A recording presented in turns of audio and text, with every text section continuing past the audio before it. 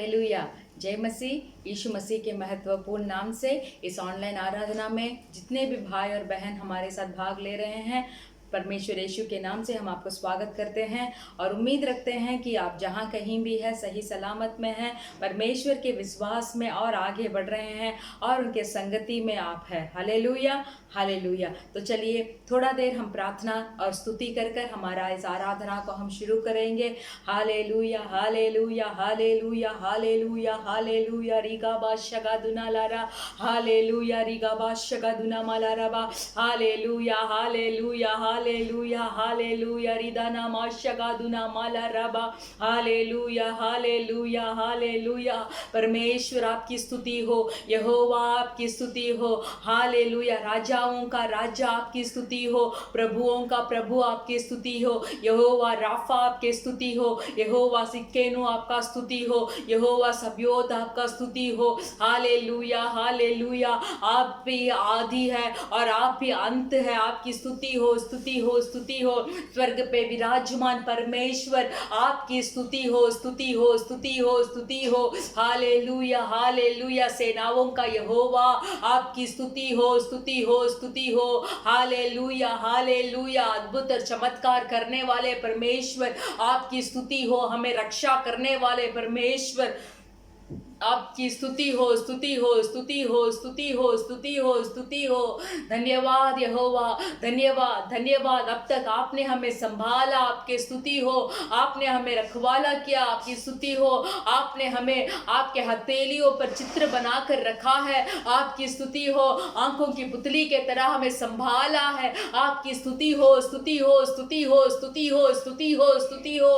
परमेश्वर प्रभु आपकी स्तुति हो। धन्यवाद धन्यवाद धन्यवाद। आज के इस आराधना को हम आपके हाथों में समर्पण करते हैं। जितने भी भाई और बहन इसमें भाग ले रहे हैं, परमेश्वर यीशु मसीह के नाम में उनके जिंदगी में एक अद्भुत हो काम हो, उनके जिंदगी में एक छुटकारा हो, उनके जिंदगी में एक चमत्कार हो। हालेलुया। रोगों से चंगाई हो, जो भी रोग से तड़प रहे हो परमेश्वर उससे उन्हें छुटकारा हो, पापों से छुटकारा हो। Hallelujah hallelujah. हम ऐसे आराधना में बैठकर उठकर नहीं जाना चाहते हैं परमेश्वर, हम चाहते हैं इस आराधना में हमें बड़ा छुटकारा मिले, इस आराधना में हमारे जीवन बदलाव हो जाए। हालेलुया। जो संदेश को आज हम सुनने जा रहे हैं, उस संदेश के द्वारा हमारा जीवन बदले, एक पवित्रताई में हो परमेश्वर। हालेलुया। आप ही बड़ा यहोवा है जो हमें पवित्र करने वाले हैं, जो हमें पवित्र करने वाले हैं, अंत तक हमें पवित्र में स्थिर रखने वाले परमेश्वर सिर्फ आप है परमेश्वर। इस आराधना में बहुत लोग हालेलुया अपने आप को, अपने जीवन को आपके चरणों में समर्पण करने को परमेश्वर इस आराधना में आप हमें सहायता कीजिए, मदद कीजिए। इस दुनिया में आपके अलावा हमें शांति देने वाला, इस दुनिया में आपके अलावा हमें खुशी करने वाला, इस दुनिया में आपके अलावा हमें आनंद रखने वाला हालेलुया और कोई भी नहीं है। हे ज्योतिर्मय परमेश्वर, अपने ज्योति में हमें अगुवाई कर, अपने पवित्रताई में हमें अगुवाई कर। Hallelujah hallelujah hallelujah. परमेश्वर पवित्र आत्मा इस आराधना में हमें सहायता करके हम आपकी उपस्थिति को महसूस कर सके। धन्यवाद धन्यवाद। परमेश्वर यीशु मसीह के नाम से मांगते हैं पिता, आमेन। Hallelujah hallelujah. परमेश्वर हमारे साथ है, चाहे हम शेर के मांधे में क्यों ना घिरे, चाहे हम धधकती हुई आग में क्यों ना चले, यहोवा हमारा संग रहता है। ये विश्वास सिर्फ आपको करना है कि यहोवा जो भी हालात हो हमारे संग रहता है। Hallelujah hallelujah. मेरे साथ मिलकर, शेर के मांधे में मैं गिरा, यहोवा मेरा संग ही रहा। धधकती हुई आग में मैं चला, यहोवा मेरा संग ही रहा। शेर का मांदा हो, धधकती आग हो, यहोवा मेरा रखवाला है। शेर की मांदा हो, धधकती आग हो, यहोवा मेरा रखवाला है। यहोवा मेरा ईरे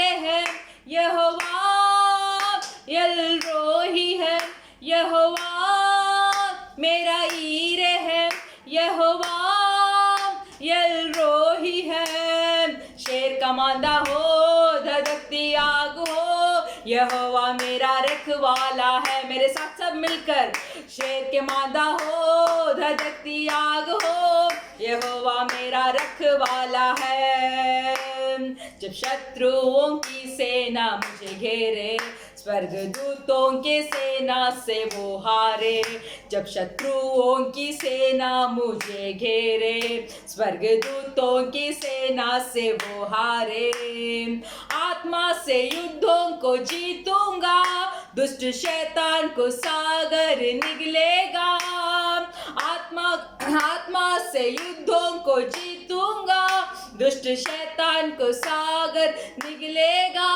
यहोवा मेरा ईरे है, यहोवा यल रोही है, यहोवा मेरा ईरे है, यहोवा यल रोही है। शेर कमांदा हो, धधकती आग हो, यहोवा मेरा रखवाला है। शेर कमांदा हो, धधकती आग हो, यहोवा मेरा रखवाला है। शेर कमांदा हो, धधकती आग हो, यहोवा मेरा रखवाला है। राज्य का भीतर मैं रहता हूँ, साजिशों कुछ भी ना कर पाए। राज्यों को भीतर मैं रहता हूँ, साजिश कुछ भी ना कर पाए।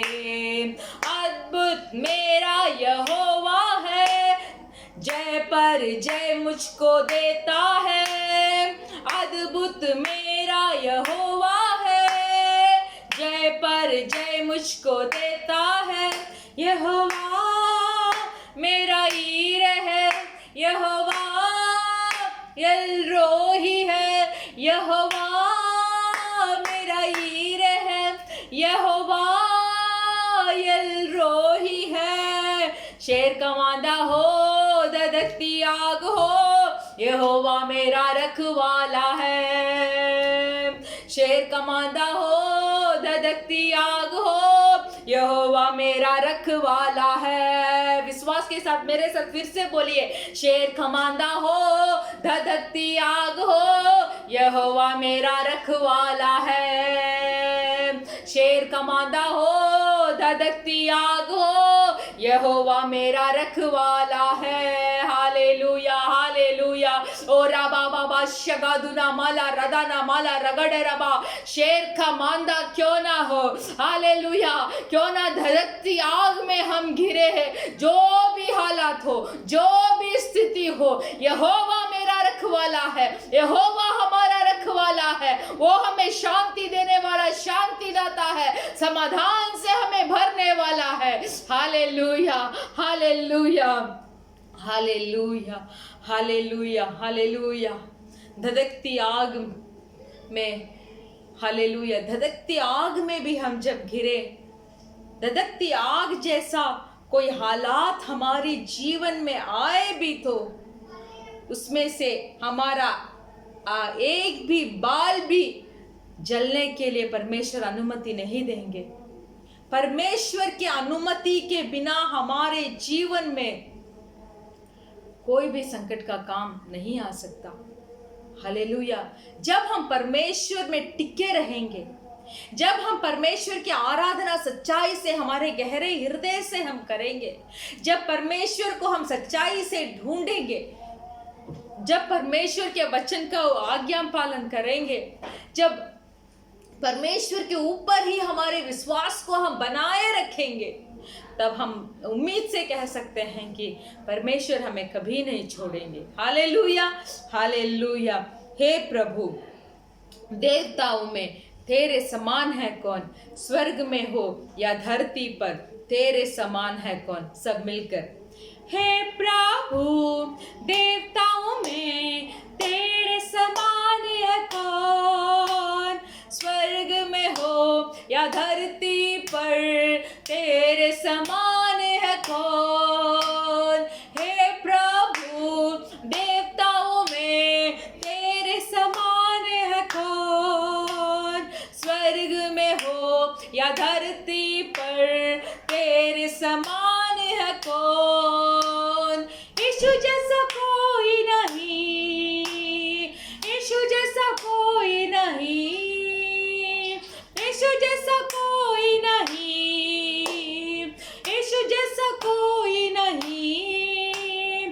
स्वर्ग में हो या धरती पर तेरे समान है कौन, स्वर्ग में हो या धरती पर तेरे समान है कौन। दूतों के भोजन से अपने लोगों को तृप्त किया, दूतों के भोजन से अपने लोगों को तृप्त किया। तेरे जैसा है न कोई जो प्रेम करे अपने लोगों से, तेरे जैसा है न कोई जो प्रेम करे अपने लोगों से। सब मिलकर मेरे साथ हाथों को उठाकर, यीशु जैसा कोई नहीं, यीशु जैसा कोई नहीं, यीशु जैसा कोई नहीं, यीशु जैसा कोई नहीं। स्वर्ग में हो या पृथ्वी पर तेरे समान है कौन, स्वर्ग में हो या धरती पर तेरे समान है कौन। पाप का दाग मिटाने बहाया पावन लहू, पाप का दाग मिटाने बहाया पावन लहू। तेरे जैसा है न कोई जो बलिदान हुआ, तेरे जैसा है न कोई जो बलिदान हुआ। यीशु जैसा कोई नहीं, यीशु जैसा कोई नहीं, यीशु जैसा कोई नहीं, यीशु जैसा कोई नहीं। स्वर्ग में हो या धरती पर तेरे समान है कौन, स्वर्ग में हो या धरती पर तेरे समान है कौन। मृत्यु का बंधन खोला, पाताल के फाटक को जीता, मृत्यु का बंधन खोला, पाताल के फाटक को जीता। तेरे जैसा है न कोई, मृत्यु जय जो हुआ, तेरे जैसा है न कोई, मृत्यु जय जो हुआ। यीशु जैसा कोई नहीं, हाँ परमेश्वर आपके जैसा, यीशु जैसा कोई नहीं। स्वर्ग में हो या धरती पर तेरे समान है कौन, स्वर्ग में हो या धरती पर तेरे समान है कौन। आपके समान कौन है परमेश्वर, स्वर्ग में हो या धरती पर तेरे समान है कौन। Hallelujah hallelujah. ओ राबा बादशाह का दुना माला राबा, हालेलुया। सब परमेश्वर से बोलिए, हाँ परमेश्वर स्वर्ग में हो या धरती पर आपके समान कौन है, आपके समान कौन है, आपके समान कौन है। आप ही एकमात्र परमेश्वर है। Hallelujah hallelujah hallelujah hallelujah hallelujah. आप ही परमेश्वर है, आप ही खुदा है, आप ही सच्चा खुदा है। दो हमारे पापों के लिए जो आपने अपने आप को हालेलुया त्याग दिया, बलिदान दिया। धन्यवाद धन्यवाद धन्यवाद। आपके जैसा सिर्फ आप ही है परमेश्वर। इस संसार में आपके तुल्य कौन है परमेश्वर, इस संसार में आपके समान कौन है परमेश्वर, जो हमसे प्रेम कर सकता है, जो हमें छुटकारा दे सकता है, जो हमारी जिंदगी में अद्भुत और चमत्कार करने वाला आपके अलावा कौन हो सकता है परमेश्वर। Hallelujah hallelujah hallelujah. आप ही हमारा शरण स्थान है। Amen hallelujah. रीखा वाशगा दुना मलरबा। धन्यवाद। मेरे साथ सब मिलकर प्रार्थना में रहकर इस आराधना को, गीत को गाएंगे और परमेश्वर को महिमा करेंगे। तू मेरा शरण स्थान, तू मेरा गढ़ है, आराधना करूं मैं पूरे दिल से, मैं तुझे ढूंढूंगा संपूर्ण जीवन में, तेरी सेवा करूंगा मेरे सारे चीजों से। मैं हूँ यहाँ, सब परमेश्वर से बोलिए, मैं हूँ यहाँ, आराधना करूं मैं पूरे दिल से, मैं तुझे ढूंढूंगा संपूर्ण जीवन में, तेरी सेवा करूंगा मेरे सारे चीजों से। मैं हूँ यहाँ, मैं हूँ यहाँ, मैं हूँ यहाँ प्रभु, मैं हूँ यहाँ प्रभु। सब हाथों को उठाकर बोलिए, आपकी आराधना करने के लिए, आपकी सेवा करने के लिए। मैं हूँ यहाँ, मैं हूँ यहाँ प्रभु, मैं हूँ यहाँ। उद्धारक मेरा तू, मेरी चंगाई है, संकट में सामर्थ है मेरा प्रभु। मेरे साथ फिर से मिलकर, उद्धारक मेरा तू, मेरी चंगाई है, संकट में सामर्थ है मेरा प्रभु। आराधना करो मैं पूरे दिल से, मैं तुझे ढूंढूंगा संपूर्ण जीवन से, तेरी सेवा करूंगा मेरे सारे चीजों से। मैं हूँ यहाँ, उपयोग कर मेरे प्रभु, मैं हूँ यहाँ। तू मेरा गीत है, मेरा संगीत है, तू मेरी आशा है मेरा प्रभु। हाँ परमेश्वर, तू मेरा गीत है, मेरा संगीत है, तू मेरी आशा है मेरा प्रभु। आराधना करूं मैं पूरे दिल से, मैं तुझे ढूंढूंगा संपूर्ण जीवन में, तेरी सेवा करूंगा मेरी सारे चीजों से। मैं हूँ यहाँ, हाथ को उठाकर बोलिए, हाँ परमेश्वर, मैं हूँ यहाँ, मैं हूँ यहाँ यीशु, मैं हूँ यहाँ यीशु, मैं हूँ यहाँ यीशु, मैं हूँ यहाँ।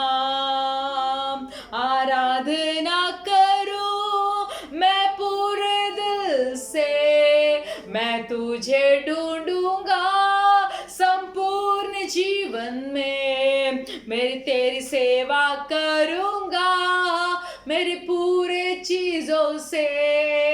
मैं हूँ यहाँ, मेरे प्रिय भाई भाई और बहनों हाथों को उठा लीजिए, परमेश्वर से बोलिए मैं हूँ यहाँ, मैं हूँ यहाँ आपके दिल की धड़कन की आवाज सुनने के लिए, मैं हूँ यहाँ आपके दिल का बोझ को समझने के लिए, मैं हूँ यहाँ आपके दिल के दुख को समझने के लिए। इस मानव जाति के ऊपर जो दुख आपको है, हालेलुया हालेलुया, उनके उद्धार के लिए जो दुख आपका दिल पे है, उसको सहने के लिए, उसको समझने के लिए, उसके अनुसार काम को करने के लिए मैं हूँ यहाँ। बोलिए मैं हूँ यहाँ यीशु, मैं हूँ यहाँ यीशु, मैं हूँ यहाँ यीशु, मैं हूँ यहाँ। आराधना करूँ मैं पूरे दिल से, मैं तुझे ढूंढूंगा संपूर्ण जीवन में, तेरी सेवा करूंगा मेरी सारी चीजों से, मैं हूँ यहाँ हालेलुया, मैं हूँ यहाँ हालेलुया, रिगाबा शहादनलरा, मैं हूँ यहाँ। धन्यवाद धन्यवाद, रिगाबा शगादुना माला रबादुना माला रगादना मा शगादना माला रबा, मैं हूँ परमेश्वर, हालेलुया हालेलुया हालेलुया। धन्यवाद धन्यवाद धन्यवाद धन्यवाद करते हैं। आप हमारे शरण स्थान हैं, आप हमारे गढ़ हैं, संकट के दिनों में आप ही हमारे दोस्त हैं परमेश्वर, आप मेरा प्रभु है। सब बोलिए, परमेश्वर से बात कीजिए, हाँ परमेश्वर आप मेरा शरण स्थान है, आप मेरा दोस्त है, संकट के दिनों में आप मेरा गढ़ है, आप मेरा दृढ़ गढ़ है, मेरा विश्वास को आगे बढ़ाने वाले परमेश्वर आप है। और खबा शगादुना वाला रबा, हालेलुया, इस संकट के दिनों में मुझे रक्षा करने वाले परमेश्वर, ओ दिनमा शगादुना वाला रबा, इस संकट के दिनों में हालेलुया अपने पंखों के आड़ में छिपाया रखने वाले परमेश्वर, हालेलुया। मैं आपके करीब आना चाहता हूँ, मैं और भी आपके करीब आना चाहता हूँ, हालेलुया हालेलुया। सब मेरे साथ मिलकर हालेलुया।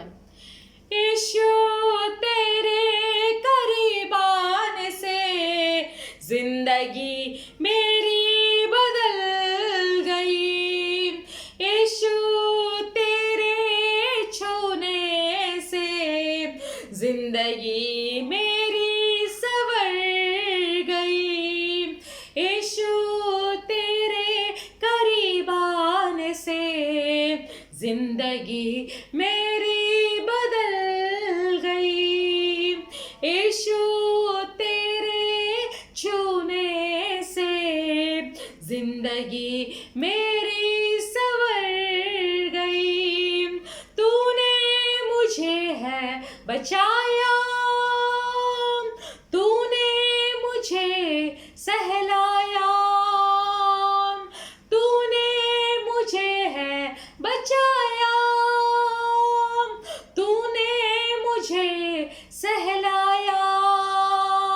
मैं धन्यवाद करता रहूंगा, यीशु धन्यवाद करता रहूंगा, मैं धन्यवाद करता रहूंगा, मैं धन्यवाद करता रहूंगा।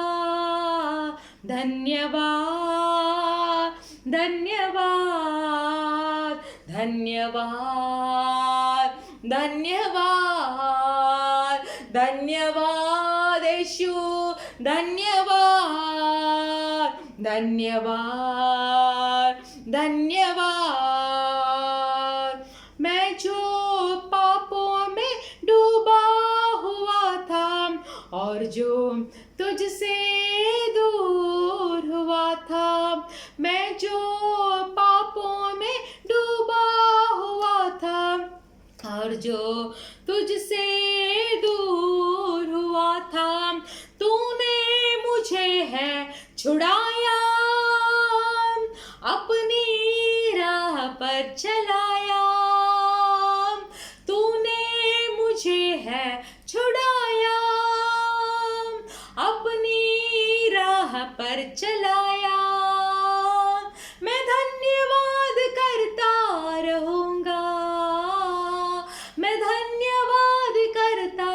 रहूँगा।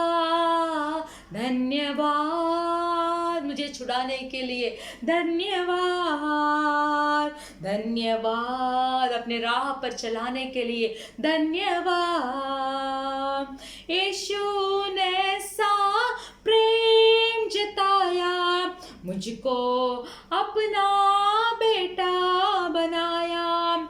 यीशु ने सा प्रेम जताया, मुझको अपना बेटा बनाया। अपना लहू बहाया, जीवन नया दिलाया। अपना लहू बहाया, जीवन नया दिलाया। मैं धन्यवाद करता रहूँगा, यीशु धन्यवाद करता रहूँगा।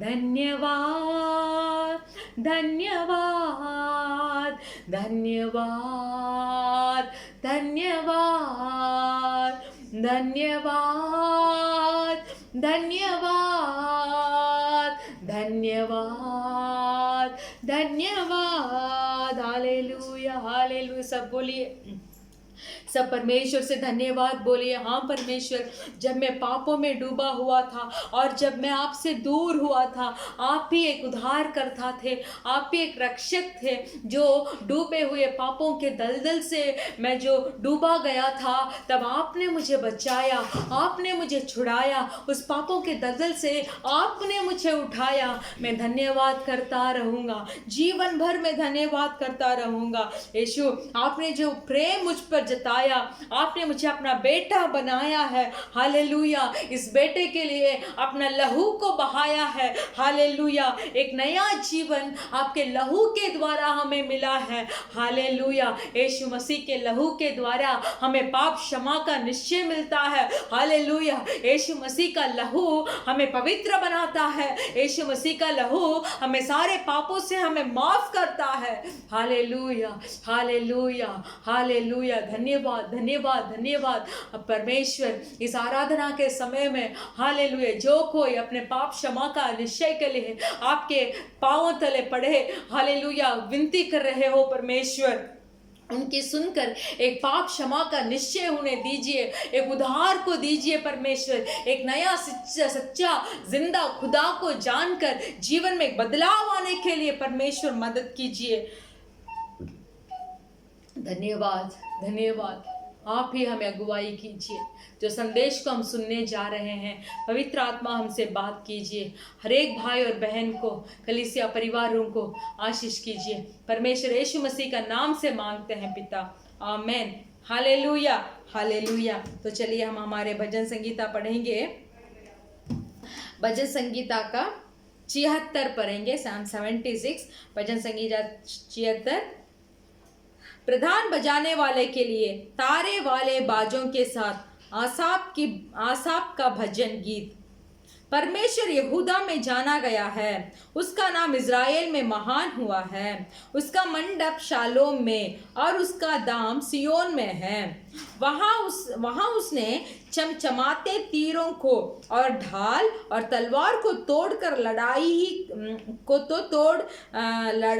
ही को तोड़ डाला है। हे परमेश्वर, तू तो ज्योतिर्मय है, तू अहेर से भरे हुए पहाड़ों से अधिक उत्तम और महान है।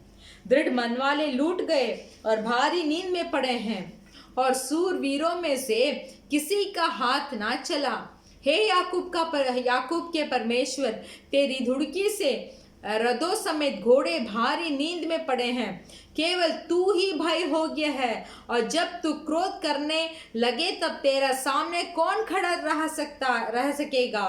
तूने स्वर्ग से निर्णय सुनाया है, पृथ्वी उस समय सुनकर डर गई और चुप रही, जब परमेश्वर न्याय करने को और पृथ्वी के सब नम्र लोगों का उद्धार करने को उठा। निश्चय मनुष्य की जलजलाहट तेरी स्तुति का कारण हो जाएगी, और जो जलजलाहट रह जाए उसको तू रोकेगा। अपने परमेश्वर यहोवा की मन्नत मानो और पूरी भी करो। वह जो भय के योग्य है उसके आसपास के सब उसके लिए भेंट ले आए। वह तो प्रधानों का अभिमान मिटा देगा, वह पृथ्वी की राजाओं का भय योग्य जान पड़ता है। हालेलुया।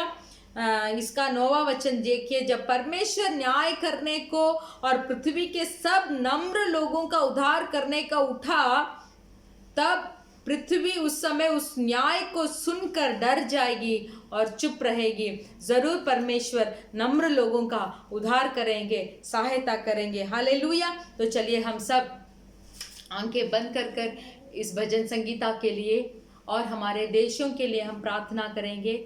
हालेलुया। सब अपने आंखें बंद कर एक गहरे हृदय से सच्चाई के साथ हालेलुया इस अच्छे भजन संगीता के लिए हम धन्यवाद बोलते हैं और हम ये विश्वास करते हैं कि आप इस संसार को ज़रूर इस पृथ्वी को ज़रूर न्याय करेंगे और नम्र लोगों का उद्धार करेंगे। हालेलुया। हालेलुया। आपके उद्धार को देखकर, आपके न्याय को देखकर ज़रूर ये पृथ्वी जो उसका खराब चाल चलन है उसमें से वो चुप हो जाएगी परमेश्वर। तो हम आपके न्याय के लिए हम इंतज़ार कर रहे हैं। हालेलुया।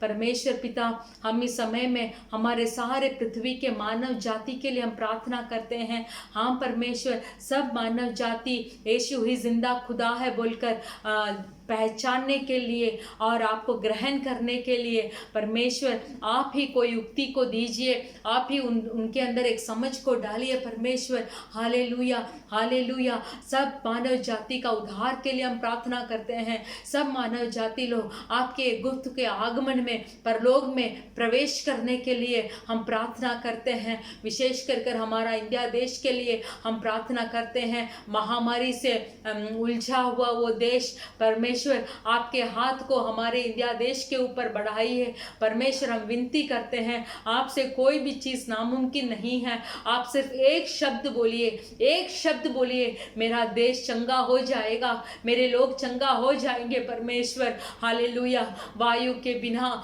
हालेलुया तड़प रहे हैं लोगों को परमेश्वर आप जीवन देने के लिए हम विनती करते हैं। और भी इस महामारी के बाद भी और बहुत लोग उसके पीछे पीछे आ रहे हैं परमेश्वर। बहुत जाति लोग, बहुत लोग आपको जाने बिना, आपको पहचाने बिना मर रहे हैं परमेश्वर। नष्ट हो रही आत्मा को हम याद कर आपसे विनती करते हैं कि इस जगत को छुटकारा सिर्फ आपसे होगा, इस जगत को छुटकारा सिर्फ आपके नाम से होगा, इस जगत के छुटकारा सिर्फ आपके हाथों से होगा। हम विनती करते हैं हमारे नेपाल देश, पाकिस्तान देश, हालेलुया, श्रीलंका देश, बांग्लादेश, ऐसे हमारे चारों देशों के चारों ओर जितने भी देश हैं अभी जो हम इस देश में रह रहे हैं उस देश के लिए सब हम प्रार्थना करते हैं परमेश्वर आपके समाधान से भरी है।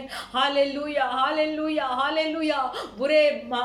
बुरे चीज़ों के ऊपर, बुरे काम करने वालों के ऊपर आप न्याय करने के लिए हम विनती करते हैं परमेश्वर। जो नम्र लोग हैं, जो कुछ भी नहीं जाने ऐसे ही जी रहे हैं परमेश्वर, उनके उद्धार के लिए हम प्रार्थना करते हैं, छुटकारा के लिए हम प्रार्थना करते हैं परमेश्वर। आप ही हमारे देशों के ऊपर दया कीजिए, दया कीजिए, हम विनती करते हैं परमेश्वर। आपके हाथों में हम समर्पण करते हैं, यीशु मसीह के नाम से मांगते हैं पिता, आमीन। हालेलुया। हालेलुया। परमेश्वर भला है, परमेश्वर हमें आशीष करेंगे।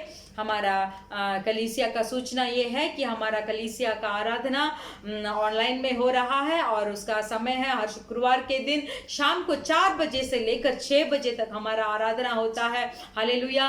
तो आप सब सुबह से लेकर तैयारी हो जाइए और शाम 4 बजे ठीक से आकर हमारे इस आराधना में बैठ जाइए। परमेश्वर आपको आशीष करेंगे। हालेलुया। अंतिम दिनों में है, हम परमेश्वर के वचन में हमें स्थिर रहना है। हालेलुया। और हमें विश्वास में आगे बढ़ना है। आमीन। हालेलुया। ஹல்லேலூயா. हालेलुया। ஆண்டவரே இயேசு கிறிஸ்து நாமத்தினால உங்களுக்கு ஒவ்வொரு நாங்கள் வாழ்த்துக் கொள்கிறோம். परमेश्वर यीशु मसीह के नाम से हर एक को हम स्वागत करते हैं। எல்லாம் எப்படி இருக்கீங்க? आप सब कैसे हैं? ஊர்ல எல்லாம் எப்படி இருக்காங்க? आपके गांव में आपके रिश्तेदार सब कैसे हैं? ஃபேமிலி எல்லாம் நல்லா பாதுகாப்பா இருக்காங்களா? आपके परिवार सब संभाल कर रहे हैं क्या? ஒவ்வொரு நாளும் ஜெபித்துக் கொள்ளுங்கள். प्रतिदिन प्रार्थना कीजिए। நாங்களும் ஒவ்வொரு நாளாய் தேசங்களுக்காக ஜெபித்துக் கொண்டிருக்கிறோம். हम भी प्रतिदिन देशों के लिए प्रार्थना कर रहे हैं। கர்த்தர் அந்த எல்லா தீங்கிலிருந்து ஜனங்களை பாதுகாக்க முடியாக परमेश्वर इस सब संकटों से लोगों को रक्षा करने के लिए, தேசங்களை கர்த்தர் ஆசீர்வதிக்க முடியாக, देशों को परमेश्वर आशीर्वाद करने के लिए, கொள்ளை நோய் இருக்கக்கூடிய காலத்திலும் इस महामारी के दिनों में भी, பஞ்சங்கள், யுத்தங்கள், பூமி எதிர்ச்சிகள் எல்லாவற்றிலிருந்தும் जो अकाल आ रहा है और भूकंप आ रहा है, ये सब भयंकर चीजों से தேவன் தம்முடைய ஜனத்தை பாதுகாக்கிறவராக இருக்கிறார். परमेश्वर अपने लोगों को वो रक्षा करता है। அதனால அவரை விசுவாசிக்கிற பிள்ளைகள் इसलिए जो कोई परमेश्वर के ऊपर विश्वास रखता है, இதை குறித்து ஒரு நாளும் கவலைப்படாதபடி इसलिए इस आने वाले होने वाले भयंकर से आप डरिए मत, தேவனிடத்தில் விசுவாசமாய் இருங்க. परमेश्वर के ऊपर विश्वास रखिए। நீங்க இருக்கிற இடத்துல ஜெபம் பண்ணுங்க. जहाँ कहीं आप है वहाँ प्रार्थना कीजिए, தேவன் உங்கள் குடும்பத்தை பாதுகாக்கிறவராக तब परमेश्वर आपके परिवार को रक्षा करेंगे। தொடர்ந்து ஜெபித்துக் கொள்ளுங்கள். इसीलिए लगातार प्रार्थना कीजिए, கர்த்தர் உங்களை ஆசீர்வதிப்பார். परमेश्वर आपको आशीष இந்த करेंगे। நாளில் வேத வார்த்தைகளை आज के दिन भी हमारे बाइबल के उपदेश को நம்ம மத்தியில் இருக்கக்கூடிய சகோதரி சித்ரா அவர்கள் கொடுப்பார்கள். हमारे मध्य में जो चित्रा सिस्टर है वो हमें देगी। நாம் எல்லாம் ஜெபத்தோடு இருப்போம். हम सब प्रार्थना के साथ उस संदेश को सुनेंगे। हालेलुया। हालेलुया। கர்த்தருடைய பரிசுத்த நாமத்திற்கு மகிமை உண்டாவதாக। परमेश्वर के पवित्र नाम का महिमा हो। எல்லாரும் எப்படி இருக்கீங்க? பாஸ்டர் கேட்டது போல நானும் கேட்கிறேன், எப்படி இருக்கீங்க? आप सब कैसे हैं? जैसे पास्टर ने आपसे पूछा था वैसे मैं भी आपसे पूछती हूँ कि आप सब कैसे हैं। உலகத்துல நடக்கிறதெல்லாம் பார்த்து கவலைப்படுறீங்களா? संसार में जो कोई घटना हो रही है उसको सब देखकर आप बहुत चिंता हो कर रहे हैं क्या? எதற்குமே கலங்காதீங்க। कोई चीज के लिए घबराइए मत।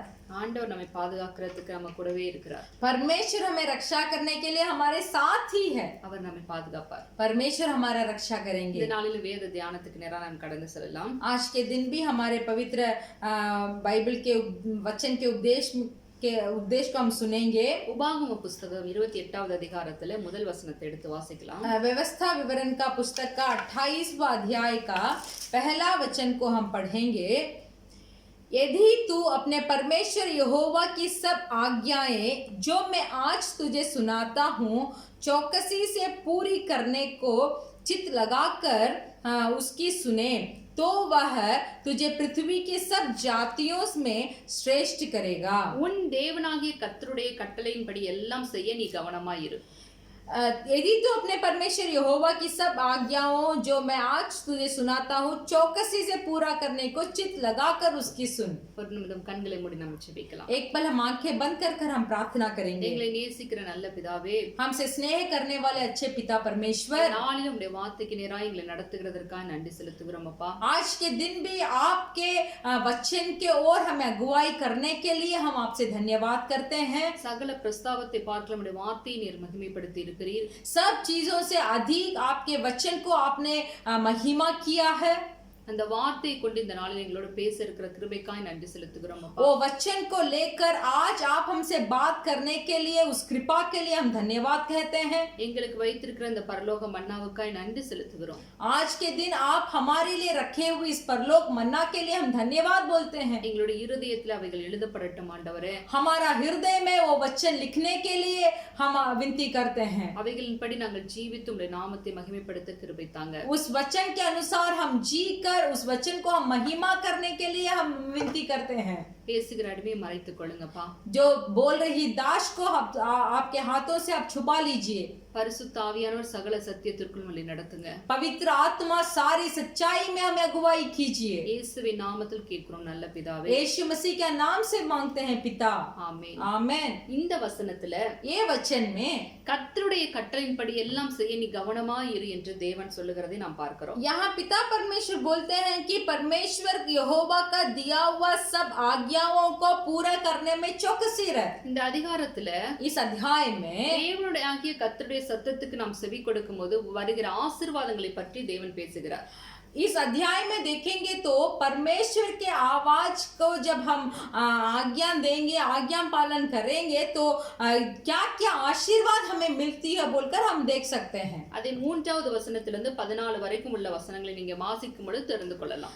उसमें इस 28वां व्यवस्था विवरण पुस्तक का 3 से लेकर 14 वचन तक अगर आप पढ़ेंगे तो क्या क्या आशीर्वाद है बोलकर आप जान सकते हैं। அவருடைய சத்தத்துக்கு நாம் செவி கொடுக்காமல் போனால் நம்முடைய வாழ்க்கையில என்ன சம்பவிக்கும் என்பதையும் அவர் இந்த அதிகாரத்துல சொல்லி இருக்கிறார்। अगर परमेश्वर की आवाज को हम नहीं सुनेंगे, आज्ञा पालन नहीं करेंगे तो वो 14 वचन के बाद में आप पढ़ सकते हैं कि क्या क्या संभव हो सकता है। கிட்டத்தட்ட 52 வசனங்களிலே அது குறித்து சொல்லப்பட்டிருக்கிறது। देखिए 52 वचन उसके बारे में कहा गया है। சாபங்களை குறித்து அங்க சொல்லுகிறார், श्राप के बारे में कहा गया है। செவி கொடுக்கும்போது வருகிற ஆசீர்வாதங்களையும், जब हम परमेश्वर की आवाज का आज्ञा पालन करेंगे, செவி கொடுக்காமல் கீழ்ப்படியாமல் போகும்போது வருகிற சாபங்களையும் குறித்து இந்த அதிகாரத்துல பேசுகிறார்। परमेश्वर का आवाज को हम आज्ञा पालन करने का और आज्ञा पालन नहीं करने का उसका आशीर्वाद और श्राप दोनों इस अध्याय में दिया गया है। வேதத்திலே நாம் பார்க்கும் பொழுது हमारे पवित्र बाइबल में हम देखते समय தேவன் தனக்கென்று ஒரு கூட்டத்தை அவர் பிரித்தெடுக்கிறார்। परमेश्वर अपने लिए एक चुने हुए एक भीड़ को चुनते हैं। அவர்களை நாம் இஸ்ரவேல் ஜனம் என்று அழைக்கிறோம்। तो उस भीड़ को हम इजराइल लोग बोलकर बोलते हैं। அந்த ஜனங்களை தன்னுடைய சொந்த ஜனமாய் தேவன் பிரித்தெடுக்கிறார்। तो उस इजराइल लोगों को परमेश्वर अपने चुने हुए जाति के तरह अपना लेते हैं। அந்த ஜனங்களுக்கு கட்டளைகளையும் பிரமாணங்களையும் தேவன் எழுதி கொடுக்க ஆரம்பித்தார்। तो वो लोगों को आज्ञाओं और व्यवस्थाओं को लिख कर देते हैं। நீங்க யாத்ராகம புஸ்தகம் 20வது அதிகாரத்துல நீங்க பார்க்கும் பொழுது, अगर आप निर्गमन का पुस्तक का 20वां अध्याय को अगर आप देखेंगे 10 கட்டளைகளை அங்க சொல்லுகிறார்। वहाँ परमेश्वर 10 आज्ञाओं को देते हैं। 23, 21, 22, 23 3 அதிகாரங்களிலும் तो 21, 22 और 23वां अध्यायों में கிட்டத்தட்ட 613 பிரமாணங்களையும் அங்க எழுதி கொடுத்திருக்கிறார்। वहाँ 613 व्यवस्था को भी लिख कर देते हैं। முடிந்தால் இதெல்லாம் நீங்கள் வாசித்து அறிந்து கொள்ளுங்கள்। हो सके तो आप इस सब को पढ़कर आप जान लीजिए। இது எதற்காக அவர் எழுதி கொடுக்கிறார் என்றால், ऐसे व्यवस्थाओं को क्यों परमेश्वर लिख कर दिए हैं? ஜனங்கள் மத்தியிலே பாவம் பெருகும் பொழுது தேவனுடைய நியாய தீர்ப்பும் அதோடு கடந்து வருகிறதாய் காணப்பட்டது। पर लोगों के बीच में पाप जब बढ़ रहा था, पाप बहुत हो रहा था, तब परमेश्वर का कृपा भी वहां दिया गया था। அந்த நியாய தீர்ப்பிலிருந்து ஜனங்களை தன்னுடைய சொந்த ஜனங்களை தப்புவித்துக் கொள்ளும்படியாய் கூட தேவன் கட்டளைகளையும் பிரமாணங்களையும் எழுதி கொடுக்கிறார்। देखिए जब लोगों के अंदर पाप बढ़ा हुआ तो परमेश्वर का न्याय भी वहां किया गया था। எதை செய்ய வேண்டும் எதை செய்யக்கூடாது என்பதை இந்த கட்டளைகளிலே நாம் பார்க்க முடியும், பிரமாணங்களிலும்। तो वहां व्यवस्था भी दिया गया था और आज्ञा भी दिया गया था क्या करने का और क्या नहीं करने का। செய்ய வேண்டியவைகளை செய்யும் பொழுது ஆசீர்வாதங்களையும், செய்ய வேண்டாம் என்று சொல்லுகிறதை செய்யும் பொழுது சாபங்களையும் பெற்றுக் கொள்கிறதாய் காணப்படுகிறது। परमेश्वर जो आज्ञा को दिए हैं वो आज्ञाओं को पालन करने समय हमें आशीर्वाद मिलता है, और जो नहीं करना है बोले हैं जब उसे करते हैं तब वहां हमें श्राप मिलता है। ஆனால் இந்த கட்டளைகள் பிரமாணங்கள் எழுதி கொடுப்பதற்கு முன்பாகவே சில மனிதர்கள் தேவன் சொன்ன அந்த சில கட்டளைகள், அதாவது இந்த கட்டளைகள் அல்ல, தேவன் சொன்ன சில கட்டளைகளுக்கு அப்படியே கீழ்ப்படுகிறவர்களாய் காணப்பட்டார்கள்। देखिए इस आज्ञाओं और व्यवस्था को देने से पहले, परमेश्वर को देने से पहले ही कुछ लोग ऐसे थे जो परमेश्वर बोलते ही उसको आज्ञा पालन करते थे। நாம் ஆதியாகம புஸ்தகம் 6வது அதிகாரத்தை எடுத்துக்கொள்வோம்। हम उत्पत्ति का पुस्तक का 6वां अध्याय को लेंगे। அதுல 22வது வசனத்தை வாசிக்கலாம்। 6வது அதிகாரம் 22வது வசனத்தை। उत्पत्ति का पुस्तक का 6वां अध्याय का 22वां वचन को हम पढ़ेंगे। परमेश्वर की इस आज्ञा के अनुसार नूह ने किया। Hallelujah, hallelujah. நோவா தேவன் தனக்கு கட்டளையிட்டபடி எல்லாம் செய்தான் என்று அங்கு சொல்லப்பட்டிருக்கிறது। यहाँ बोला गया है कि परमेश्वर की इस आज्ञा के अनुसार नूह ने किया। இந்த நோவா யார் என்று நாம் முதலிலாவது பார்ப்பது அவசியமா இருக்கிறது। ये नूह कौन है बोलकर हमें पहला देखना आवश्यक है। நீங்க ஆதியாகமம் 5வது அதிகாரத்துல आप उत्पत्ति का पुस्तक का 5वां अध्याय में 28 29 வாசிக்கும் பொழுது நாம் அறிந்து கொள்ளலாம். आप 28 और 29 को पढ़ते समय आप जान लेंगे. जब लेमेक 182 वर्ष का हुआ तब उससे एक पुत्र का जन्म हुआ. उसने यह कहकर उसका नाम नूह रखा. यहोवा ने जो पृथ्वी को शाप दिया है उसके विषय यह लड़का हमारे काम में है और उस कठिन परिश्रम में जो हम करते हैं हमको शांति देगा. ஹalleluya. हालेलुया. இந்த நோவா வந்து லாமேக்கு என்பவருடைய மகனாக காணப்படுகிறார். ये नूह लेमेक का बेटे थे. ஆதாமுடைய 10ஆம் தலைமுறை தான் இந்த நோவாவாக காணப்படுகிறார். आदम के 10वें संतान में ये नूह आए थे. இந்த நோவாவை தேவன் இந்த இடத்திலே காட்டுவதற்கு ஒரு காரியம் என்னவென்று பார்த்தோம் என்றால், நோவாவை இங்கு அறிமுகப்படுத்துவதற்குரிய காரணம் என்னவென்று பார்த்தோம் என்றால், परमेश्वर इस वचन में नूह को क्यों यहाँ लेके आए हैं बोलकर हम देखेंगे तो 29வது வசனத்துல उसका 29वां वचन में கர்த்தர் சபித்த பூமியிலே நமக்கு அவன் தேற்றரவாளனாய் இருப்பான் என்று சொல்லி அவனுக்கு நோவா என்று பெயரிட்டார்களாம். तो यहाँ 29वां वचन में बताया गया है कि यहोवा ने जो पृथ्वी को शाप दिया है उसके विषय यह लड़का हमारे काम में और उस कठिन परिश्रम में जो हम करते हैं हमको शांति देगा. அப்ப இதுல இருந்து என்ன தெரிகிறது என்றால், तो इस वचन से हमें क्या मालूम होता है? கர்த்தர் பூமியை இதற்கு முன்பாக சபித்திருக்கிறார் என்பதை நாம் அறிந்து கொள்ள முடிகிறது. तो हम इस वचन से जान सकते हैं इसके पहले भी परमेश्वर ने पृथ्वी को श्राप दिया है. எப்ப சபித்தார் என்று நாம் பார்க்கும் பொழுது, कब श्राप दिया? நீங்க எடுத்து ஆதியாகமம் 3வது அதிகாரத்துல आप उत्पत्ति का पुस्तक का 3रा अध्याय को देखेंगे. அந்த 17வது वசனத்தை நாம் வாசித்தோமே என்றால், वहाँ 17वां वचन को हम पढ़ेंगे तो और आदम से उसने कहा तूने जो अपनी पत्नी की बात सुनी और जिस वृक्ष के फल के विषय में ने तुझे आज्ञा दी थी कि तू उसे ना खाना उसको तू ना खाया है इसीलिए तूने खाया है इसीलिए भूमि तेरे कारण शापित है. ஆதாம் நிமித்தம் தேவன் அங்கு பூமியை சபிக்கிறவராய் காணப்படுகிறார். आदम के निमित्त परमेश्वर इस पृथ्वी को शापित करते हैं. என்ன தவறு செய்தான் என்று பார்க்கும் பொழுது, आदम ने क्या गलत किया था? தேவன் கொடுத்த கட்டளையை அங்கு மீறுகிறார்கள். वहाँ परमेश्वर का दिया हुआ आज्ञा को वो तोड़ डालते हैं. தேவன் சொன்னார், தோட்டத்தின் நடுவிலே இருக்கிற இந்த கனியை நீங்க புசிக்க கூடாது என்று சொல்லி இருந்தார். परमेश्वर ने उनसे बोला था कि बगीचे के बीच में जो फल का जो पेड़ है उसका फल को तुम मत खाना. அதை மீறும் பொழுது அங்கு வந்து தேவன் வந்து அங்கு சபிக்கிறவராய் காணப்படுகிறார். तो उन लोगों ने वो व्यवस्था को आज्ञा को नहीं पालन किया उसको खाया इसीलिए परमेश्वर ने उस पृथ्वी को श्राप दिया.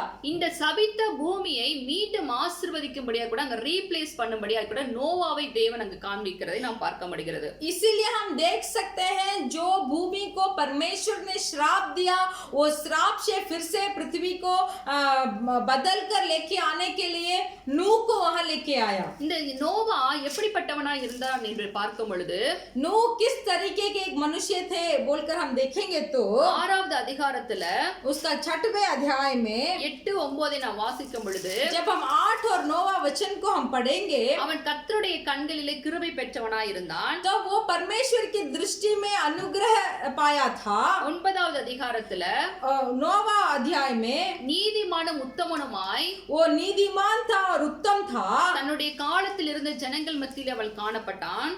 वो नीतिमान और उत्तम व्यक्ति अपने मनुष्य के बीच में था. அதோடு மாத்திரமல்ல, सिर्फ वही नहीं நோவா தேவனோடு சஞ்சரித்து கொண்டிருந்தான் என்று வாசிக்கிறோம். हम पढ़ सकते हैं कि नूह परमेश्वर के साथ साथ चलता था. நோவாவுடைய காலத்தில் இருந்த ஜனங்கள் அவர்கள் துன்மார்க்கமாய் ஜீவிக்கிறவர்களாய் காணப்பட்டார்கள். नूह के दिनों में जो व्यक्ति उसके साथ जी रहे थे वो लोग सब बुरे मनुष्य थे. மனுஷர்களுடைய அக்கிரமத்தினாலே தேவன் மனுஷனை படைத்ததை எண்ணி விசனப்படுகிற அளவுக்கு அவர்களுடைய அக்கிரமம் பெருகி இருந்ததாம். देखिए नूह के दिनों में जो भी मनुष्य उनके साथ थे वो लोग इतना बुरे थे कि परमेश्वर ने बहुत व्याकुल हुआ और कि सोचा कि मैंने मनुष्य लोगों को क्यों सृष्टि सृष्टि किया। அப்படிப்பட்ட மக்கள் மத்தியிலே அந்த ஜனங்கள் மத்தியிலே நோவா என்கிற ஒரு நல்ல மனிதனை தேவன் தெரிந்தெடுக்கிறார். तो उतने बुरे मनुष्य के बीच में से परमेश्वर ने नूह को चुना। அந்த நோவா தான் சபித்த பூமியில இருக்கிற மக்களுக்கு ஜனங்களுக்கு அவன் தேற்றரவாளனாய் கடந்து வருகிறான். तो वही नूह जो था, वो नूह क्या किया, वो श्रापित पाया हुआ पृथ्वी को शांति देने का एक व्यक्ति था। இந்த நோவா செய்த காரியம் என்னவென்று பார்த்தோம் என்றால், नूह ने वैसे क्या काम किया? தேவன் ஒரு காரியத்தை சொல்லுகிறார், நீ ஒரு பேழையை உண்டு பண்ண வேண்டும் என்று. परमेश्वर ने नूह से बोलते हैं कि तू एक जहाज को बना। அங்க 14வது 6வது அதிகாரம் 14வது வசனத்துல நாம் பார்த்தோம் என்றால் அது தெரியும். तो हम उसके बारे में उत्पत्ति का पुस्तक का 6वें अध्याय का 14 वचन में हम पढ़ेंगे तो हम उसको पा सकते हैं। தேவன் தான் படைத்த ஜனங்கள் அக்கிரம மிகுதியினாலே அவர்கள் பாவம் செய்கிறவர்களாய் காணப்பட்டார்கள். परमेश्वर के सृष्टि किए हुए मनुष्य उन दिनों में बहुत बुरे काम किया। அவர்களாலே பூமி கொடுமையினால் நிறைந்திருந்தது என்று வாசிக்கிறோம். हम और भी पढ़ सकते हैं, उनके कारण पृथ्वी उपद्रव से भी भर गई थी। அதனால நான் இந்த பூமியை அழிக்க போகிறேன் என்று தேவன் நோவாவோடு பேசிக் கொண்டிருக்கிறார். इसीलिए मैं उनको पृथ्वी समेत नष्ट कर डालूंगा बोलकर परमेश्वर ने नूह से कहा। இந்த நோவா நீதிமானாய் உத்தமனாய் கிருபை பெற்றவனாய் தேவனோடு சஞ்சரிக்கிறவனாய் காணப்பட்டபடியினாலே नूह धर्मी मनुष्य था और अपने समय के लोगों में खरा था और नूह परमेश्वर के साथ चलता रहता था। அவனோடு சேர்ந்து அவன் குடும்பத்தை காப்பாற்றும்படியாக கூட பேழையை உண்டு பண்ண சொல்லுகிறார். इसीलिए नूह और उसके परिवार को बचाकर रखने के लिए परमेश्वर ने नूह से एक जहाज बनाने के लिए बोला। அதை கேட்டு அவன் அப்படியே செய்தபடியினால தான் இங்க சொல்லி இருக்கிறது, நோவா தேவன் கட்டளையிட்டபடி எல்லாம் அப்படியே செய்து முடித்தான் என்று. देखिए, परमेश्वर ने नूह से जो जो बातें कही वो बातें को सही तरीका से नूह ने बताया। इसीलिए 22वां वचन में कहा गया है कि परमेश्वर की इस आज्ञा के अनुसार नूह ने किया। நீங்க எபிரேயர் நிருபம் 11வது அதிகாரத்துல 7வது வசனத்தை வாசிச்சீங்கன்னா, अगर आप इब्रानियों का पुस्तक का 11 अध्याय का 13 वचन को आप पढ़ेंगे तो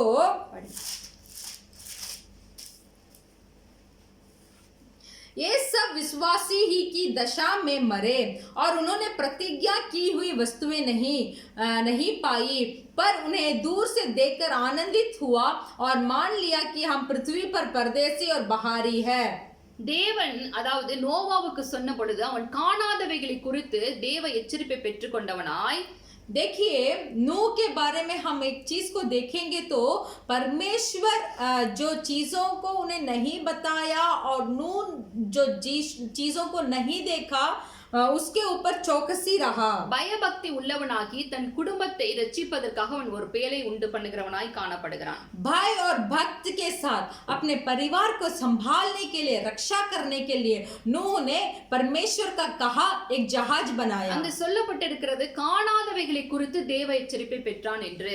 वहां बोला गया है कि जो जो चीजों को नूह ने नहीं देखा उसके बारे में परमेश्वर से चेतावनी को पाया था। நாம் சில நேரங்களில் நாம் பார்க்கிறதை கூட சில நேரம் நம்ப மாட்டோம். நம்ம कुछ समय ऐसा होता है कि जो चीज को हम देखते हैं उसको भी हम भरोसा नहीं करते। இங்க நோவாவுடைய காலத்துல அதுவரைக்கும் மழை என்பது பெய்ததே கிடையாது. यहाँ देखिए, नूह के समय में उस दिन तक बारिश धरती पर नहीं हुआ था। பனிதான் பூமியை நனைக்கிறதாய் காணப்பட்டது.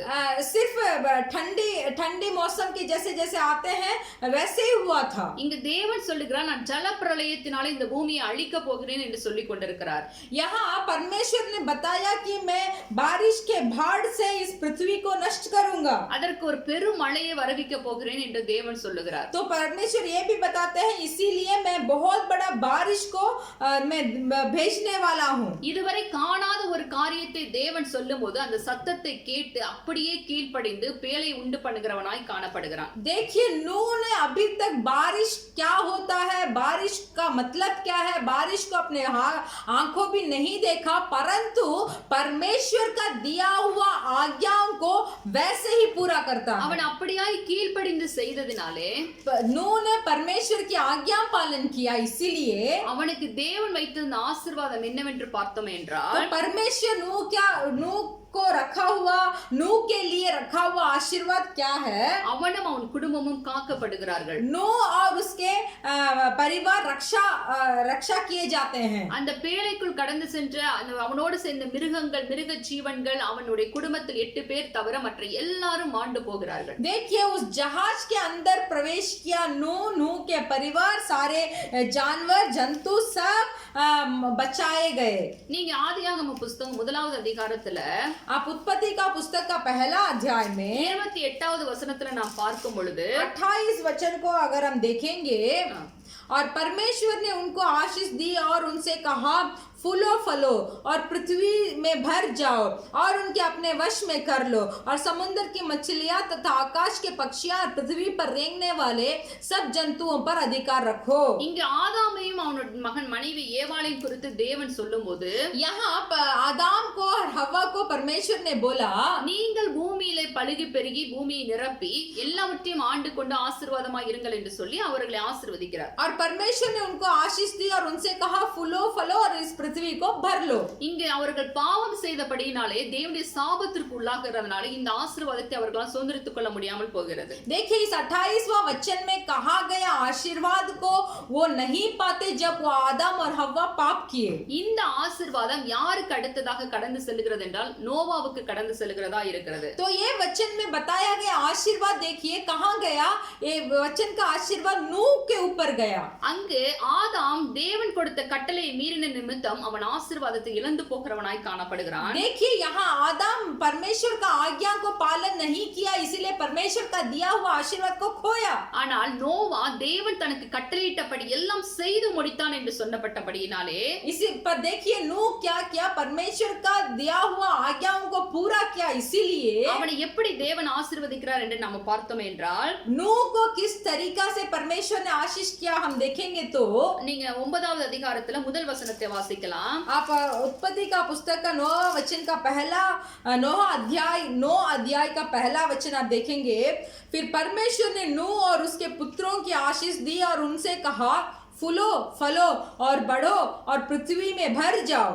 ஹல்லேலூயா. हालेलुया. இங்க பாருங்க, நீங்கள் பலுகி பெருகி பூமியை நிரப்புங்கள் என்று இங்கு நோவாவுக்கும் நோவாவுடைய குடும்பத்துக்கும் தேவன் சொல்லுகிறார். तो यहाँ देखिए, यहाँ परमेश्वर नूह को और उसके पुत्रों को बताते हैं और आशीष देते हैं कि फूलो फलो और बढ़ो और पृथ्वी में भर जाओ. ஹல்லேலூயா. हालेलुया. கீழ்ப்படிந்த நிமித்தம் அந்த ஆசீர்வாதத்தை பார்க்கும் பொழுது आज्ञा पालन करने के निमित्त जो आशीर्वाद आई है उसको हम देखेंगे.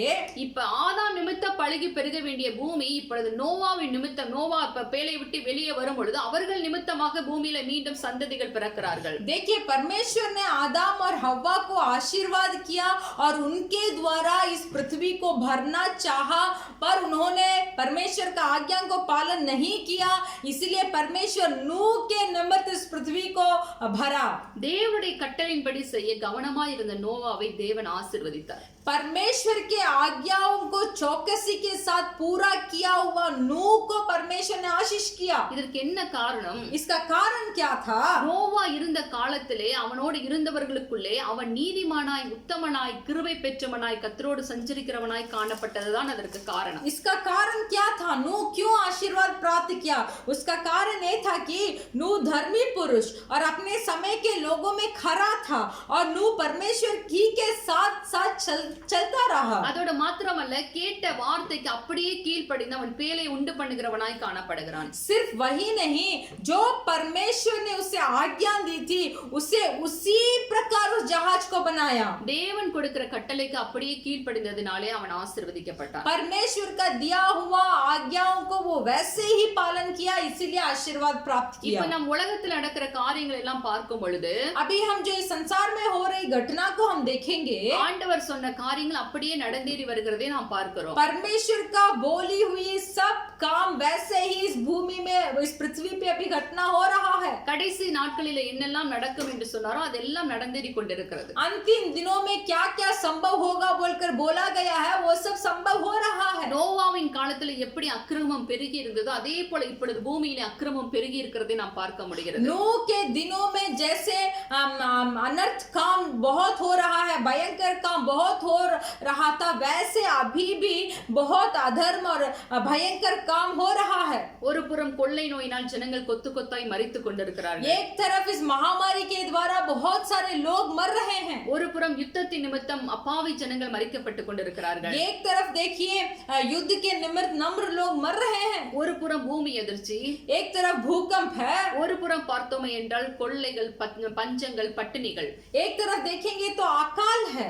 இப்படியெல்லாம் பார்க்கும் பொழுது ये सब देखते समय தேவன் சொன்னதுதான் இந்த பூமியில நடந்து கொண்டிருக்கிறது. जो कोई चीज परमेश्वर ने बताया है वही हो रहा है। எல்லாம் ஒரே நேரத்தில் சம்பவிக்கிறதை நாம் பார்க்கிறோம். सब एक ही साथ संभव हो रहा है, हम उसको देख सकते हैं। பழங்களை போட்டு ஃப்ரூட் மிக்சர் பண்றது போல ஒரு ஃப்ரூட் மிக்சர் மாதிரி மிக்ஸ் ஆகி நடந்து கொண்டிருக்கிறதை நாம் பார்க்கிறோம். देखिए सब फल को लेकर एक साथ मिलाकर जैसे एक भोजन बनाते हैं, उसी तरह भी हो रहा है। ஏதாவது ஒரு விதத்திலே ஜனங்கள் நெருக்கப்பட்டு கொண்டிருக்கிறார்கள்.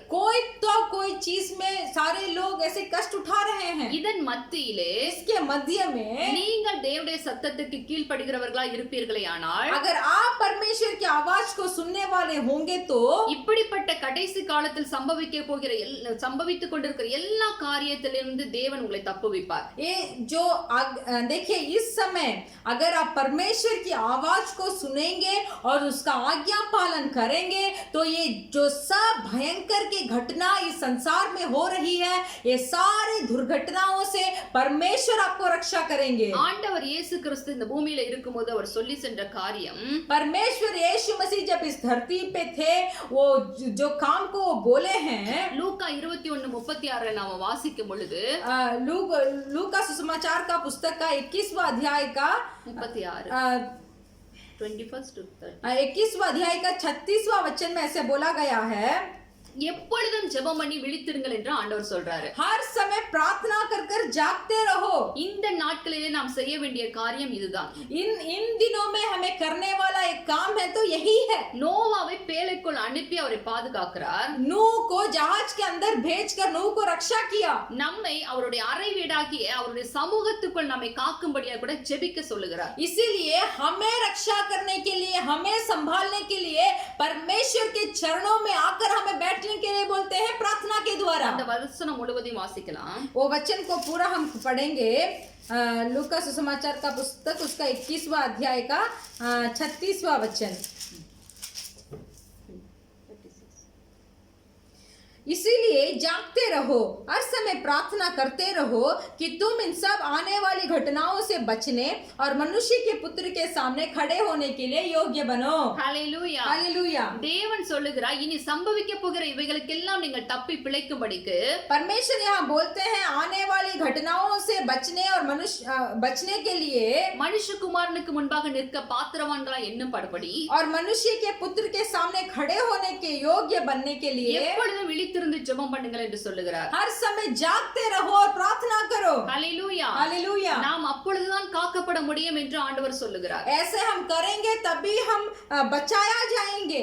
உலகத்திலே நடக்கிற இந்த எல்லா காரியத்துக்கும் ஒரு முடிவு உண்டு. ये संसार में जो कोई घटना हो रहा है उसका एक अंत है। அதற்கு முன்பாக ஒரு சம்பவம் நடக்க வேண்டும். उसके पहले एक संभव को होना है। உலகத்திலே எல்லா சகல சிருஷ்டிகளுக்கும் தேவனுடைய ராஜ்யத்தை பிரசங்கிக்க வேண்டியது அவசியமாய் இருக்கிறது. तो देखिए वो संभव होने से पहले इस पृथ्वी के सारे कोने कोने में वास करते हुए लोगों को परमेश्वर का सुसमाचार को बताना चाहिए। எப்படி அவர்கள் பேழையை விட்டு வெளியே வந்து அவர்கள் பழுகி பெருகினார்களோ, जैसे वो जहाज के नूह के परिवार जहाज से बाहर आकर फूल कर फल कर बड़े हुए, அதே போல நமக்கு ஒரு காலத்தை தேவன் வெளியே கொண்டு வருகிற ஒரு காலத்தை கொண்டு வருவார். इसीलिए हमारे लिए भी बाहर आने का एक समय को परमेश्वर रखे हैं। நாம் போய் இயேசு கிறிஸ்துவுடைய அன்பை சுவிசேஷமாய் சொல்லும்போது ஜனங்கள் கூட்டம் கூட்டமாய் ரட்சிக்கப்படுவார்கள். जब हम बाहर जाकर परमेश्वर का प्रेम को हम जब बताएंगे तब एक बहुत बड़ी भीड़ हमारे पास आएगी। இப்பொழுது உலகத்தில் நடந்து கொண்டிருக்க இப்படிப்பட்ட சம்பவங்களில முடியும், அதுவும் சேர்ந்து நடக்கும். तो देखिए जो ये संभव अभी संसार में हो रहा है, इसके साथ अभी हमने जो बोला है वो भी होगा. அந்த நாட்களிலே வேலை செய்வதற்கு நம்மை பயன்படுத்தும்படியாய் கூட இப்பொழுது தேவன் நம்மை பாதுகாத்துக் கொண்டிருக்கிறார். तो देखिए उस आने वाले दिनों में सारे संसार के मानव जाति के लिए सुसमाचार को प्रचार करने के लिए उस दिन में परमेश्वर हमें प्रयोग करेंगे. நீங்க நிர்விசாரமா இராதபடிக்கு ஒவ்வொரு நாளும் தேசத்துக்காக அழிந்து போகிற ஆத்துமாக்களுக்காக ஜெபிக்கிற பிள்ளைகளா இருக்க வேண்டியது அவசியமா இருக்கிறது. तो इसीलिए आप ऐसे आलस नहीं रहिए और हमारे देश के लोगों के छुटकारा के लिए, उद्धार के लिए हरदम प्रार्थना कीजिए. நீங்க ஜெபிக்கிறதோடு மாத்திரமல்ல, தேவனுடைய சத்தத்தை கேட்டு அதற்கு கீழ்ப்படிந்து அதன்படி நடக்கிற பிள்ளைகளாகவும் காணப்பட வேண்டியது அவசியமா இருக்கிறது. देखिए सिर्फ प्रार्थना करना ही काफी नहीं है, बल्कि परमेश्वर की आवाज को सुनकर परमेश्वर की आज्ञाओं को पालन भी करना चाहिए. எப்படி நோவா கீழ்ப்படிந்தாரோ அதே போல நாமும் கீழ்ப்படிந்தோம் என்றால் நம்மையும் தேவன் ஆசீர்வதிப்பார். जैसे नूह ने परमेश्वर की आज्ञा का पालन किया, वैसे जब हम भी पालन करेंगे तो परमेश्वर हमें भी आशीष करेंगे. அந்த ஆசீர்வாதம் இந்த பூமியில இருக்கிற ஆசீர்வாதங்களை போல அல்ல. परमेश्वर का दिया हुआ आशीर्वाद होगा वो इस पृथ्वी का आशीर्वाद जैसे नहीं होगा. அனாதி, அதாவது தேவனுடைய அனாதி திட்டத்தின்படி திட்டம் பண்ணப்பட்ட ஆசீர்வாதமா இருக்கும். वो परमेश्वर का निर्णय किया हुआ एक आशीर्वाद होगा. அந்த ஆசீர்வாதத்தை சுதந்திரிக்கிற பிள்ளைகளா நாம் மாற வேண்டும் என்றால் परमेश्वर का उस निर्णय किया हुआ आशीर्वाद को अगर हमें पाना है तो தேவன் கட்டளையிடுகிறபடி எல்லாம் செய்ய கவனமா இருக்க வேண்டும். நாம் तो हमें परमेश्वर का बोला हुआ सारे आज्ञाओं को पालन करने में हमें चौकसी रहना चाहिए. Hallelujah, hallelujah. உங்களுடைய ஜெப வாழ்க்கையெல்லாம் எப்படி இருந்து கொண்டிருக்கிறது இந்த आपका நாட்களிலே? प्रार्थना का जीवन इन दिनों में कैसा है? நாம் ஆராதிக்கலாம், हम आराधना कर सकते हैं. வாரத்தில் ஒரு முறை கூடி நாம் ஆராதனையில் கலந்து கொள்ளலாம். हम हफ्ते में एक बार मिलकर हम आराधना कर सकते हैं. ஆனால் தனி வீட்டிற்குள் உங்களுக்கும் தேவனுக்கும் உள்ள உறவு எப்படி இருக்கிறது? फिर भी आप जब अकेले हैं तब आपका और परमेश्वर का रिश्ता कैसा है? நோவா தேவனோடு சஞ்சரிக்கிறவனாய் காணப்பட்டான் என்று சொல்லப்பட்டிருக்கிறது. यहाँ बोला गया है कि नूह परमेश्वर के साथ साथ चलते थे. சஞ்சரிக்கிறது என்றால் தேவனோடு நடக்கிற அனுபவம். परमेश्वर के साथ रहने का मतलब यह है कि परमेश्वर के साथ साथ चलना. தேவன் எதுவா இருந்தாலும் அவர்களிடத்தெல்லாம் பேசுவார். जो कोई परमेश्वर के साथ साथ चलते हैं उन्हीं के पास परमेश्वर अपने गुप्त के बातों को बताते हैं. நமக்கு ஒரு பிரச்சனை வந்தா எப்படி நம்ம ஃப்ரெண்ட்ஸுக்கு ஃபோன் பண்ணி நம்மளுடைய காரியங்களை டிஸ்கஸ் பண்ணிக்க அவங்கள்ட்ட சொல்லிக்கிறோமோ, देखिए अगर हमें एक परेशानी आती है तो हमारे दोस्तों को हम फोन लगाकर हम मुझे ऐसे ऐसे हो गया जैसे बताते हैं. அதே போல वैसे ही தேவனும் தன்னோடு சஞ்சரிக்கிற பிள்ளைகளிடத்தை வரும் காரியங்களை குறித்து பேசுவார். तो वैसे ही परमेश्वर भी आने वाले घटनाओं के बारे में जो कोई परमेश्वर के साथ साथ चलता है उन लोगों को प्रकट करते हैं. தான் என்ன செய்ய போகிறேன் என்பதை வெளிப்படுத்துவார். परमेश्वर क्या करने जा रहे हैं बोलकर उनको प्रकट करेंगे. அதனால தான் நோவா கிட்ட முதல் நியாய தீர்ப்பை அதாவது தேவன் ஜனங்களுக்கு வைத்திருக்கிற அந்த தண்டனையை அவர் நம்மளிடத்துல பேசுகிறார். इसीलिए देखिए नूह के समय में होने वाले घटना के बारे में जो न्याय को परमेश्वर देने जा रहे थे उसको नूह के साथ प्रकट किया. हालेलुया. हालेलुया. நீங்க தேவனோடு நடக்கிற பிள்ளைகளா இருந்தா ரகசியங்களை உங்களிடத்துல சொல்ல வரும் காரியங்களை குறித்து தேவன் உங்களிடத்துல பேசுவார். अगर आप परमेश्वर के साथ साथ चलने वाले होंगे तो आने वाले चीजों को, आने वाले गुप्त के बातों को परमेश्वर आपसे बताएंगे. அப்படிப்பட்ட அனுபவத்துக்குள்ள நம்ம போயிருக்கிறோமா? क्या उस तरीके के अनुभव के अंदर हम गए हैं? தேவனுடைய சத்தத்தை நாம் தத்ரூபமாய் கேட்டிருக்கிறோமா? क्या परमेश्वर की आवाज को सही तरीके से हमने सुना है? சிஸ்டர், தேவன் அப்படிலாம் பேசுவாங்களா? क्या आप ऐसे पूछ रहे हैं कि सिस्टर क्या आप परमेश्वर से बात कर सकते हैं? கர்த்தர் பேசுவார். परमेश्वर बात करेंगे. அவர் பேசுகிற தேவன். परमेश्वर बात करने वाले நீதிமொழிகள்ல ஒரு வசனம் இருக்கிறது. नीति वचन में एक वचन है, மனுபுத்திரனுக்கு என் சத்தம் துணிக்கும் என்று சொல்லப்பட்டிருக்கிறது. वहाँ बोला गया है कि मानव जाति मेरे आवाज को सुनेंगे.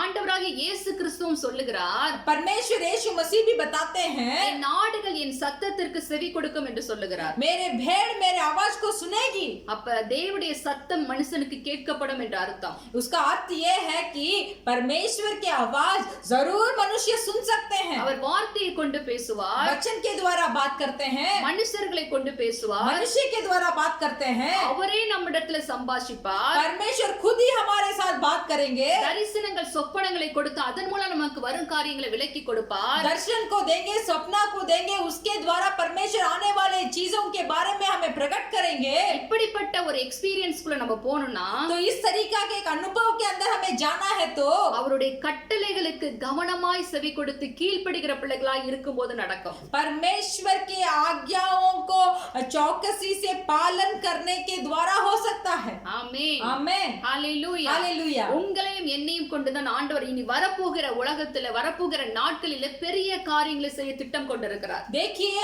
आपको और हमें ही लेकर आने वाले इस पृथ्वी पर क्या होना चाहिए बोलकर वो सारे घटनाओं को करने के लिए, वो सारे संभव करने के लिए हमें चुना कर रखा है. தேவன் விரும்புகிற இடத்துல நீங்க இருப்பீர்களே ஆனால் உங்களை கொண்டுதான் தேவன் இந்த பூமியை ஆசீர்வதிப்பார். अगर परमेश्वर के चाहने वाले स्थान में आप रहेंगे तो आपको लेकर परमेश्वर वो काम को पूरा करेंगे. சபிக்கப்பட்ட பூமியை நோவாவை கொண்டு திரும்ப ஆசீர்வதித்தவர் शपथ पाई हुई भूमि को नूह को लेकर फिर से आशीर्वाद किया. நம்மையும் இப்பொழுது நடக்கிற இந்த பூமியில உலகத்தில் நடக்கிற சம்பவங்கள் மத்தியில நம்மை கொண்டு ஜனங்களை ஆசீர்வதிக்கிறவராய் தேவன் மாறுவார். तो देखिए, ये पृथ्वी में जो कोई संभव हो रहा है, जो कोई घटनाएं हो रही है, ये सब श्राप को आशीर्वादों में बदलने के लिए परमेश्वर हमें चुने हैं. அது उங்க கையிலயும் என் கையிலயும் தான் இருக்கிறது. वो आपके हाथों में और हमारे हाथों में ही है. செய்வீர்களா? क्या करेंगे? தமிழ்நாட்டுல ஒரு முதலமைச்சர் இருந்தாங்க, हमारे तमिलनाडु में एक अधिकारी थे, ஜெயலலிதா அம்மா. वो जयललिता अम्मा थी. அவங்க கேட்பாங்க, செய்வீர்களா? वो पूछेंगे, आप करेंगे क्या? அதே போல இப்ப ஆண்டவர் கேட்கிறார், என்னுடைய கட்டளையின்படி நீங்க செய்வீர்களா? उसी तरीका अभी परमेश्वर पूछते हैं, क्या मेरे आज्ञाओं को आप पालन करेंगे क्या? அப்படி நீங்க செய்கிற பிள்ளைகளா இருப்பீர்களேயானால் अगर परमेश्वर की आज्ञा को आप अगर पालन करेंगे, கர்த்தர் உங்களை கொண்டு பெரிய காரியங்களை செய்வார். परमेश्वर आपको भी लेकर बड़ा काम करेंगे. ஒரு பெரிய எழுப்புதலை தேவன் வைத்திருக்கிறார். एक बड़ा जागृति को परमेश्वर ने रखे हैं. அதுல நீங்கள் தான் செயல்படுகிறவர்களா இருப்பீர்கள். तो उस जागृति में आप ही काम करेंगे. நீங்க நடந்து போகும்போதே வியாதிஸ்தர்கள் எல்லாம் சுஸ்தமாவார்கள். आप चलकर जाएंगे तो रोगी चंगा होगा. மரித்தவனை தொடும் பொழுது அவன் உயிரோடு எழுந்தரிப்பான். मरा हुआ मुर्दा को आप छुएंगे तो वो जी उठेगा.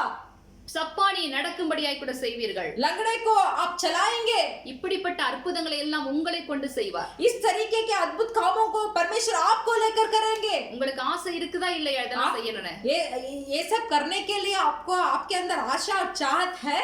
நீங்க தேவ சமூகத்திலே காத்திருக்கிற பிள்ளைகளா இருக்க வேண்டும். जब परमेश्वर के सम्मुख में आपको इंतजार करना चाहिए. அவருடைய வார்த்தையின் சத்தத்துக்கு கீழ்ப்படிந்து செயல்படுகிற பிள்ளைகளா இருக்க வேண்டும். परमेश्वर के वचन का, उनका आज्ञा को हमें पालन करना चाहिए. செய் என்றால் செய்ய வேண்டும், செய்யாத என்றால் செய்யக்கூடாது. कर बोलेंगे तो करना चाहिए, नहीं करो बोलेंगे तो नहीं करना चाहिए. அதுதான் கீழ்ப்படிதல். वही है आज्ञा पालन. தேவன் சொன்னபடி செய்த பிள்ளைகள் எல்லாம் வேதத்தில் ஆசீர்வதிக்கப்பட்டார்கள். परमेश्वर का बोला हुआ सब कामों को जो जो आज्ञा पालन किया वो सब हमारे पवित्र बाइबल में आशीर्वाद पाया. அடுத்ததாக ஆபிரகாம் என்கிற ஒரு மனுஷனை பார்க்கும் பொழுது अगला देखेंगे, अब्राहम के बारे में अगर हम देखेंगे, அவனும் கர்த்தர் தனக்கு சொன்னபடியே செய்தவன் என்று வேதத்திலே வாசிக்கிறோம். तो हमारे बाइबल में हम पढ़ सकते हैं कि अब्राहम भी एक व्यक्ति थे जो परमेश्वर के बोले हुए काम को सही तरीके से किए. உன்னை உன் தகப்பன் வீட்டை விட்டு புறப்பட்டு நான் காண்பிக்கும் தேசத்துக்கு போ என்று சொன்னார். अपने पिता के घर को छोड़कर जो देश को मैं तुझे दिखाता हूं तू वहां जा बोला.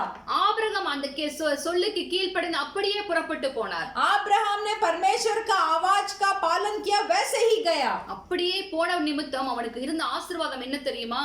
परमेश्वर का आवाज को सुनकर आज्ञा पालन करने का आशीर्वाद क्या है आपको मालूम है? எப்படி ஆசீர்வதித்தார் என்று பார்க்கும் பொழுது अब्राहम को परमेश्वर ने कैसे आशीर्वाद किया बोलकर हम देखेंगे तो ஆதியாகமம் 26வது அதிகாரத்துல उत्पत्ति का पुस्तक का 26वां अध्याय में 4:5 வாசித்து பார்த்தோம் என்றால் ஆபிரகாம் கீழ்ப்படிந்ததுக்கு தேவன் கொடுத்த ஆசீர்வாதத்தை இங்க பார்க்க முடியும். उसको 4 और 5वां वचन को हम पढ़ेंगे तो अब्राहम को कैसे परमेश्वर ने आशीर्वाद किया बोलकर दिया गया है.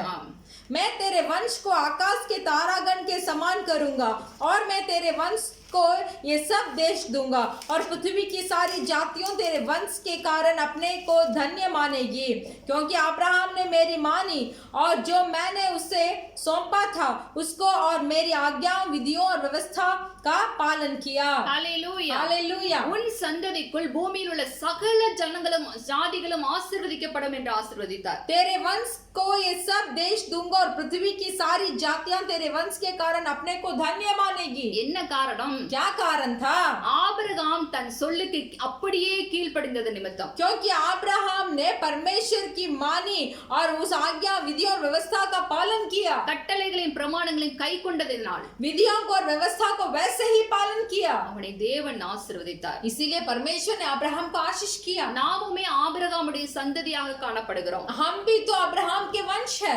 ஆபிரகாமுக்குரிய ஆசீர்வாதங்கள் நமக்கும் உரியதாய் தேவன் மாற்றி வைத்திருக்கிறார். अब्राहम का जितना भी आशीर्वाद है वो हमारा भी आशीर्वाद நமக்கு है। முன்பாக எத்தனையோ ஆண்டுகளுக்கு முன்பாக வாழ்ந்தவர்கள் அவர்கள் எல்லாம் हमसे बहुत समयों के पहले अब्राहम ने जिया था।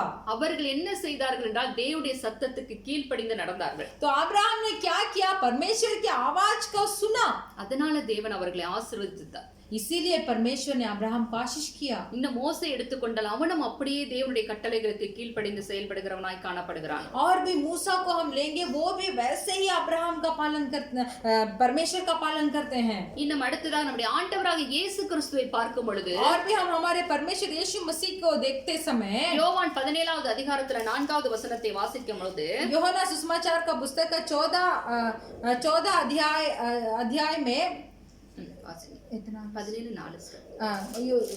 17 अध्याय का 4था वचन को हम पढ़ते समय, जो कार्य तूने मुझे करने को दिया था उसे पूरा करके मैंने पृथ्वी पर तेरी महिमा की है। ஹalleluya. हालेलुया। கர்த்தர் இயேசு கிறிஸ்துவை கொண்டு என்ன செய்ய வேண்டும் என்று சித்தம் வைத்திருந்தாரோ அது எல்லாம் செய்து முடித்தார். पिता परमेश्वर यीशु मसीह के द्वारा जो जो काम करने को बोला था वो सब काम को यीशु मसीह ने खत्म किया। ஹalleluya. हालेलुया। அவருக்கு தேவன் வைத்திருந்த ஆசீர்வாதம் पिता परमेश्वर यीशु मसीह के लिए जो आशीर्वाद को रखे थे, எந்த மகிமையை விட்டு இறங்கி வந்தாரோ அந்த மகிமையில பிரவேசிக்கும்படியாய் கூட தேவன் அவரை செய்தார். जो महिमा में से उतर कर वो नीचे आए थे वही महिमा को फिर से पिता परमेश्वर ने यीशु मसीह को दिया। ஹalleluya. हालेलुया। அவர் இந்த பூமியிலே கடந்து வந்து நன்மை செய்கிறவராக சுற்றித் திரிந்தார். पर यीशु मसीह इस पृथ्वी पे आकर भलाई करने के लिए घूमे फिरे। பிதாவுடைய சித்தத்தை செய்து அவருடைய கிரியைகளை முடிப்பதே என் போஜனமாய் இருக்கிறது என்று சொன்னார். पिता का सिद्ध को पूरा करना ही मेरा भोजन है बोला। சிறுமைப்பட்டவர்களுக்கு ராஜ்யத்தின் சுவிசேஷத்தை அறிவிக்கும்படியாய் கூட கர்த்தருடைய ஆவியானவர் அவர் நிரப்பி வைத்திருந்தார். इसीलिए मानव जाति लोगों को सुसमाचार बताने के लिए ही पिता परमेश्वर ने यीशु मसीह को इस धरती पर भेजा। எல்லாவற்றையும் அவர் சிலுவையிலே செய்து முடித்து மரித்து உயிரோடு எழுந்து இப்போது பிதாவின் இடத்திலே மகிமையிலே வீற்றிருக்கிறார். तो देखिए पिता परमेश्वर के कहा हुआ सब चीजों को इस धरती पर यीशु मसीह ने पूरा किया। उस क्रूस में अपने आप को बलिदान दिया और महिमा के साथ पिता परमेश्वर के साथ जाकर बैठे हैं। ஹalleluya. हालेलुया। நம்முடைய ஆண்டவராகிய இயேசு கிறிஸ்துவே தேவனுடைய சித்தத்தை செய்து முடிக்கிறவராய் காணப்பட்டார். हमारे यीशु मसीह देखिए, हमारे प्रभु यीशु मसीह भी परमेश्वर पिता का सब आज्ञाओं को पालन किया और सिद्ध को पूरा किया। தேவனுடைய மீட்பின் திட்டமாகிய அந்த திட்டத்தை நிறைவேற்றி முடித்தார். परमेश्वर पिता का छुटकारा को यीशु मसीह के द्वारा होने के लिए किया। எனக்கு அன்பானவர்களே, मेरे प्रिय लोगों, இந்த நாட்களில நாம் எப்படி வாழ்ந்து கொண்டிருக்கிறோம்? इन दिनों में हम कैसे जी रहे हैं? ஏதோ சம்பாதிக்கிறோம், कि कुछ कमाते हैं, ஏதோ மாசம் மாசம் ஏதோ ஒரு சம்பளம் கிடைக்குது, महीना में कुछ हमें तनख्वाह मिलता है, ஒவ்வொரு நாளும் வேலைக்கு போயிட்டு வருகிறோம், प्रतिदिन काम को जाकर आते हैं, ரூம்ல வந்து யூடியூப் பாக்குறோம், ஏதோ அப்படியே ரிலாக்ஸ் பண்றோம், அப்படியே அந்த நாள் முடிச்சிடுறோம். रूम में आते हैं, थोड़ा देर मोबाइल में यूट्यूब वगैरह देखते हैं, वो समय वैसे गुजर जाता है। நம்முடைய நாட்கள் எல்லாம் இப்படிதான் கழிந்து கொண்டிருக்கிறதா? क्या हमारा दिन ऐसे ही बीत गया? இந்த தேசத்துல நம்மை வேலை செய்வதற்காக மாத்திரம் தேவன் கொண்டு வந்து வைக்கவில்லை. इस देश में सिर्फ काम करने के लिए परमेश्वर हमें लेके आकर नहीं रखा. இந்த தேசத்துல வந்திருக்கிற ஆண்டவருடைய பிள்ளைகளாகி நாம் ஒவ்வொருவருக்கும் தேவன் ஒரு திட்டத்தை வைத்திருக்கிறார்.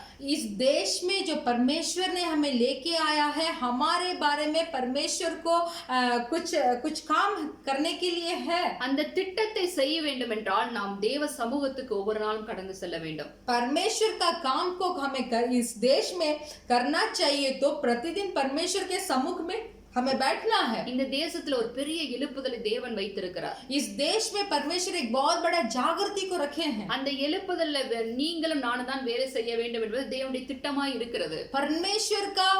परमेश्वर का सोच ये है कि इस देश में उस जागृति को लेके आने के लिए हमें और आपको प्रयोग करना. இந்த தேசம் பணக்கார தேசம் என்று உலகத்திலே இந்த தேசத்தை குறித்து சொல்லலாம். इस देश को बहुत धनी देश है बोलकर, संपत्ति भरा हुआ देश है बोलकर सारे पृथ्वी बोल सकती है. ஆனால் தேவனுடைய ஆசீர்வாதங்கள் இந்த தேசத்துக்கு நம் மூலமாய் தான் கிடைக்கும்படியாய் கூட தேவன் வைத்திருக்கிறார். फिर भी परमेश्वर का आशीर्वाद इस देश को लेके आने के लिए ही परमेश्वर हमें रखे हैं. அதை நானும் நீங்கள் தான் செய்ய வேண்டும் என்பது தேவனுடைய ஆசை. तो परमेश्वर का इच्छा है कि उस परमेश्वर का निर्णय किया हुआ इस देश का आशीर्वाद को परमेश्वर हमारे द्वारा इस देश में நாள் நாம் ஜெபிக்கிற பிள்ளைகளாய் இருக்கும்போது प्रतिदिन अगर हम प्रार्थना करेंगे, தேவனுடைய சத்தத்துக்கு கீழ்ப்படிந்து நாம் செவி கொடுத்து அவருடைய கட்டளையின்படி செய்ய ஆரம்பிக்கும் பொழுது, परमेश्वर की आवाज को सुनकर हम करेंगे, நம்மை வல்லமையா இந்த தேசத்துல எடுத்து பயன்படுத்தி ஆசீர்வதிப்பார். तो सामर्थ के साथ परमेश्वर हमें इस देश में प्रयोग करेंगे. अनेகர் தேவனுடைய இரட்சிப்புக்குள் ஓடி வருவார்கள். बहुत सारे परमेश्वर के उद्धार के अंदर आएंगे. உதிக்கும் சூரியனிடத்தில் ராஜாக்கள் வருவார்கள் என்று சொல்லப்பட்ட வாக்குத்தத்தங்கள் நிறைவேறும். जहां सूर्य उदय होता है उसके द्वार राजाओं दौड़कर जाएंगे. उस वचन को परमेश्वर पूरा करेंगे. இந்த தேசம் தேவனுடைய மகிமையினாலே நிரப்பப்படும். ये देश परमेश्वर के महिमा में भरा हुआ होगा. ஹalleluya, हालेलुया. கர்த்தர் அப்படிப்பட்ட ஆசீர்வாதங்களை வைத்திருக்கிறார். परमेश्वर इस तरीका का आशीर्वाद को रखे हैं. ஹalleluya, हालेलुया. இதுவரைக்கும் நாம கட்டளையின்படி செய்தால் என்ன கிடைக்கும் என்று பார்த்தோம். अब तक हमने देखा कि परमेश्वर के आज्ञाओं को पूरा करने में कैसे आशीर्वाद मिलती है. கர்த்தருடைய கட்டளையிட்டபடி செய்யாமல் போனால் என்ன நடக்கும் என்பதை ஒரு மனிதனை குறித்து நாம் பார்க்க போகிறோம். परमेश्वर के आज्ञाओं को पालन नहीं करेंगे तो क्या होगा बोलकर एक मनुष्य के बारे में हम देखेंगे. 1 சாமுவேல் 15வது அதிகாரத்துல 22வது வசனத்தை எடுத்துக்கொள்வோம். पहला सामुवेल का पुस्तक 15वां अध्याय का 22वां वचन को हम पढ़ेंगे. அந்த சாமுவேல் ஒரு காரியத்தை சவுலிடத்துல பேசுகிறார். वहाँ सामुवेल ने साउल के पास एक काम के बारे में पढ़ते हैं. सामुवेल ने कहा, क्या यहोवा होम बलियों और मेल बलियों में उतना प्रसन्न होता है जितना कि अपनी बात के माने जाने से प्रसन्न होता है. सुन, मानना तो बलि चढ़ाने से और कान लगाने मेढ़ों की चर्बी से उत्तम है. ஹalleluya, हालेलुया. கர்த்தருடைய வார்த்தைக்கு கீழ்ப்படிவதை பார்க்கலாம். परमेश्वर के बात को सुनना, சர்வாங்க தகன பலிகளும் होम बलि கர்த்தருக்கு பிரியமா இருக்குமோ என்று இங்க சாமுவேல் கேட்கிறார். यहाँ सामुवेल पूछते हैं, क्या यहोवा होम बलियों और मेल बलियों से उतना प्रसन्न होता है जितना कि अपने बात के माने जाने से प्रसन्न होता है. இந்த அதிகாரம் முழுவதும் நீங்க பொறுமையா வாசிச்சு கொள்ளுங்க. आप धीरज से इस अध्याय पूरा पढ़कर देखिए. என்ன சம்பவம் நடக்கிறது என்று பார்த்தோமே என்றால், यहाँ क्या संभव होता है. சவுலை தேவன் ராஜாவாக, முதல் ராஜாவாக இஸ்ரவேல் தேசத்துக்கு அபிஷேகம் பண்ணுகிறார். यहाँ साउल को पहला राजा के तौर से इजराइल लोगों के बीच में साउल को अभिषेक करते हैं. அந்த சவுலுக்கு ஒரு கட்டளையும் தேவன் கொடுக்கிறார். यहाँ साउल को एक आज्ञा भी देते हैं. நீ ராஜாவாய் இருக்கும் பொழுது तू जब राजा होगा அமலேக்கியரை நீ முற்றிலும் அழித்து போட வேண்டும் என்கிற ஒரு காரியத்தை சொல்லுகிறார். तो बोलते हैं कि अमालेकियों को तू पूरा से पूरा नष्ट करना है बोलकर ये आज्ञाओं को परमेश्वर ने शाऊल को देते हैं. ஆனால் இந்த சவுல் செய்த காரியம் என்னவென்று பார்த்தோம் என்றால், फिर भी ये साउल क्या काम करते हैं. தேவன் சொன்ன கட்டளையின்படி அவன் செய்யாமல் परमेश्वर का दिया हुआ आज्ञा को उसने पूरा नहीं किया. அமலேக்கியருடைய ராஜாவை உயிரோட விட்டுவிட்டு तो अमालेकियों का राजा को उसने जिंदा छोड़ा. அங்க இருக்கிற மற்ற ஜனங்களை எல்லாம் அவன் வெட்டி போடுகிறான்.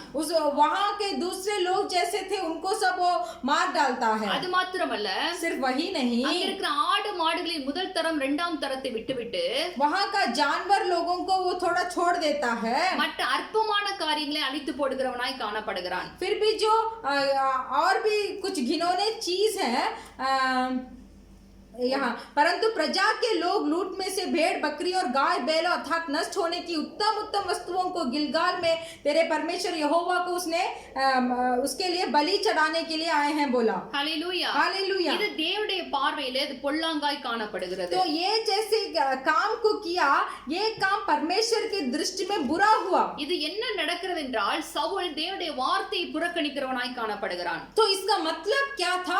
साउल ने परमेश्वर का आज्ञा को नहीं माना। அவன் தேவனுடைய வார்த்தையை புறக்கணித்தது நிமித்தம் साउल ने परमेश्वर की बात को नहीं माना, ராஜாவா இராதபடிக்கு தேவன் அவனை புறக்கணிக்கிறார். इसीलिए साउल को राजा के स्थान से हटा देने को चाहते हैं परमेश्वर। அதோடு மாத்திரமல்ல, सिर्फ वही नहीं, அவனுக்கு கொடுக்கப்பட்ட கிருபையும் தேவன் விலக்கி போடுகிறார். साउल को दिया हुआ कृपा को भी परमेश्वर उसके सिर से हटा देते हैं। கவனமா இருக்க வேண்டும். चौकसी रहिए, தேவனுடைய சத்தத்துக்கு நாம் கீழ்ப்படியாமல் போனோமே என்றால், सावधान रहिए। परमेश्वर की आवाज को अगर हम नहीं सुनेंगे तो தேவன் கொடுத்த ஆசீர்வாதத்தையும் அவர் பிடுங்கவும் அவர் வல்லமை உள்ள தேவனாய் இருக்கிறார். परमेश्वर का दिया हुआ आशीर्वाद को छीनने के लिए भी परमेश्वर सामर्थ है। நமக்கு சில வேளைகளில் தேவன் ஊழியத்துல சில காரியங்களை பொறுப்புகளை கொடுப்பார்.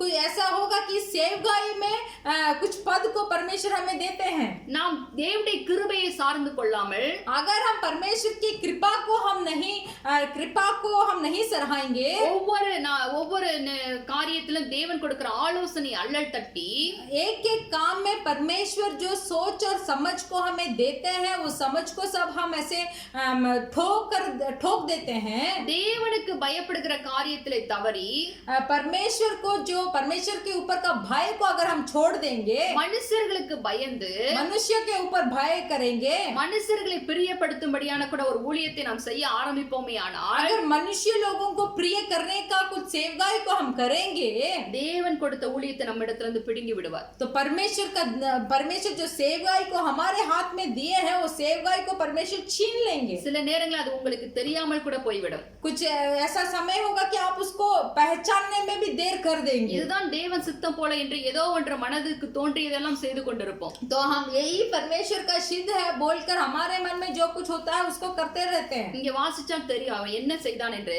24 வாசிக்கலாம். हम यहाँ पढ़ेंगे साउल ने क्या किया।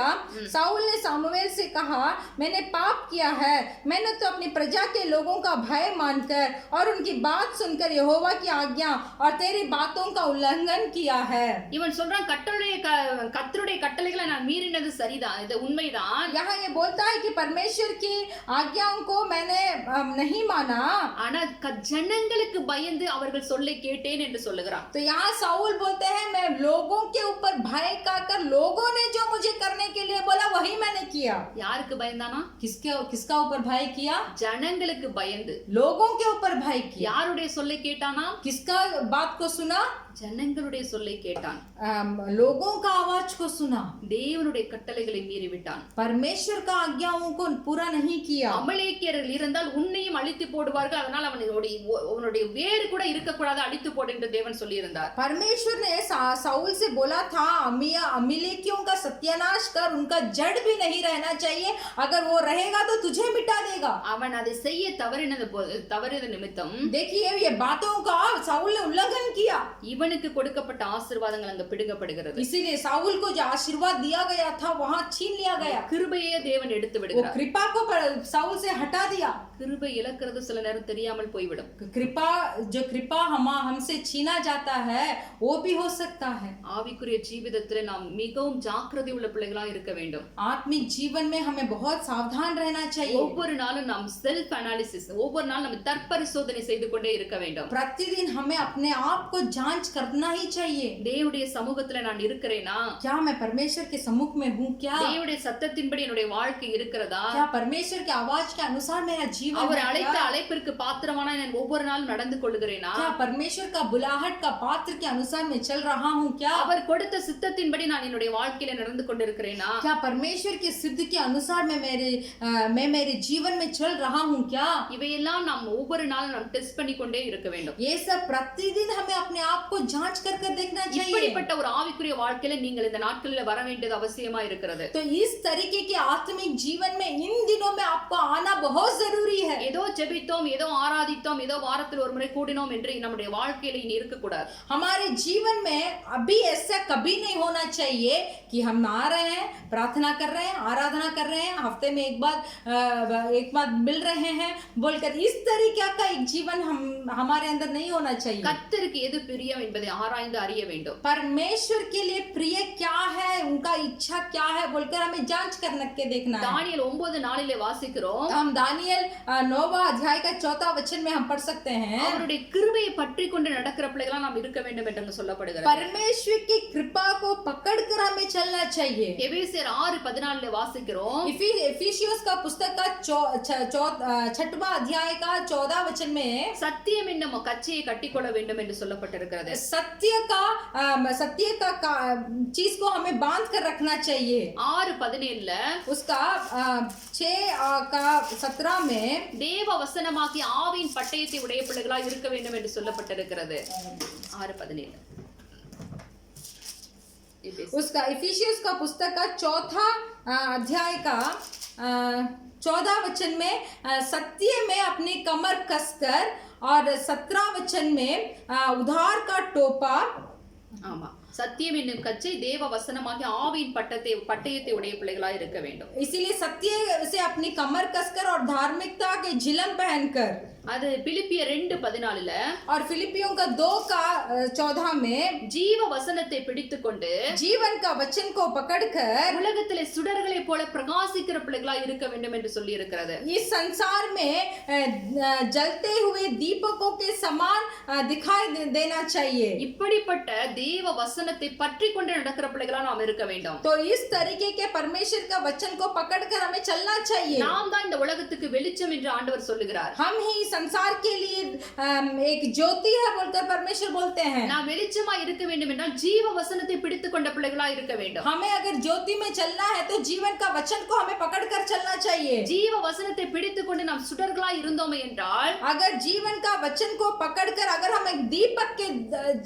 तरह जलेंगे तो அந்த வெளிச்சத்திற்குள்ள अनेक ஜனங்கள் ஓடி வருவார்கள். तो उस ज्योति के अंदर बहुत सारे लोग आएंगे। தேவனுடைய சித்தம் அதுதான். परमेश्वर का इच्छा भी वही है। இருளில் இருக்கிற ஜனங்கள் வெளிச்சத்திற்கு வர வேண்டும். जो कोई अंधकार में है वो लोग सब ज्योति में आना चाहिए। அந்த காரியத்தை செய்யும் பொழுது वो कार्य जब होगा தேவன் உங்களை என்னையும் ஆசீர்வதிக்கிறவராய் காணப்படுவார். तो परमेश्वर हमें और आपको आशीष करेंगे। ஹல்லேலூயா. हालेलुया। ஆண்டவர் சொன்னது போல परमेश्वर जैसे बोले थे, நாடுகள் என் சத்தத்துக்கு செவி கொடுக்கிறது என்று சொல்லுகிறார். पर मेरे भेड़े मेरे आवाज को सुनती है, அது என்னுடைய கரத்திலிருந்து யாரும் பறித்துக் கொள்ள முடியாது என்று சொல்லுகிறார். मेरे हाथों से उन भेड़ों को कोई भी छीन नहीं सकता।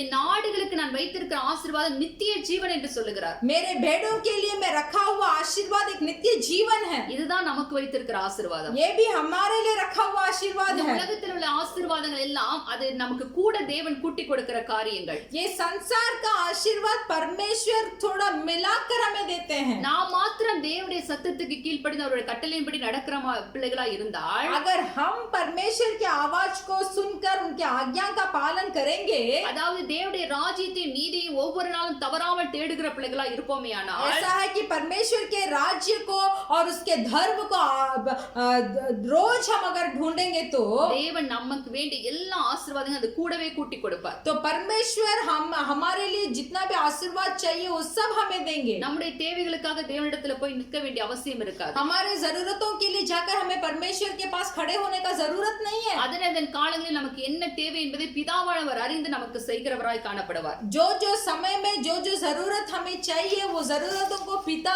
जानते हैं। அதனால இன்னைக்கு ஒரு முடிவு எடுங்க. इसलिए आज एक निर्णय कीजिए। கர்த்தாவே சொல்லும் அடியேன் கேட்கிறேன் என்கிற சாமுவேலை போல நம்மிடத்துல ஒரு காரியங்கள் கடந்து வரட்டும். तो आप परमेश्वर से बोल सकते हैं कि हे परमेश्वर आप बोलिए, आपका दास मैं सुन रहा हूँ। ஆண்டவருடைய சத்தத்துக்கு செவி கொடுப்போம். परमेश्वर की आवाज को हम सुनेंगे। இந்த பூமியில் உள்ள சகல ஜனங்களை நான் உங்களை மேன்மையாக வைப்பேன் என்று அப்பொழுது சொல்லுகிறார். परमेश्वर बोले थे कि इस संसार के लोगों से अधिक महिमा मैं आपको दूंगा। நான் முதலாவது வாசிச்ச அந்த 28வது அதிகாரம் உபாகம் முதல் வசனத்துல हम जो 28वां उत्पत्ति का पुस्तक में पहला वचन जो हमने पढ़ा நீ था, உன் தேவனாகிய கர்த்தரின் கட்டளைகளுக்கு तू परमेश्वर के आज्ञाओं को கவனமாய் செவி கொடுத்து सावधान से सुन, அப்படியே செய்கிறவனாய் காணப்பட்டால் वैसे ही तू अगर करेगा, இந்த பூமியில் உள்ள சகல ஜனங்களை நான் உன்னை மேன்மையாக வைப்பேன் என்று சொல்லுகிறார். तो बोलते हैं कि इस संसार में जितने भी लोग हैं उनसे भी अधिक बढ़ाई मैं तुझे दूंगा। ஹல்லேலூயா. हालेलुया। எத்தனை பேர் உங்களை ஒப்பு கொடுக்க போறீங்க? कितना जन आप आपको समर्पण कर सकते हैं? ஆண்டவர் நம்மை ஆசீர்வதிக்க தான் சித்தம் கொண்டிருக்கிறார். परमेश्वर हमें आशीर्वाद करने के लिए ही है।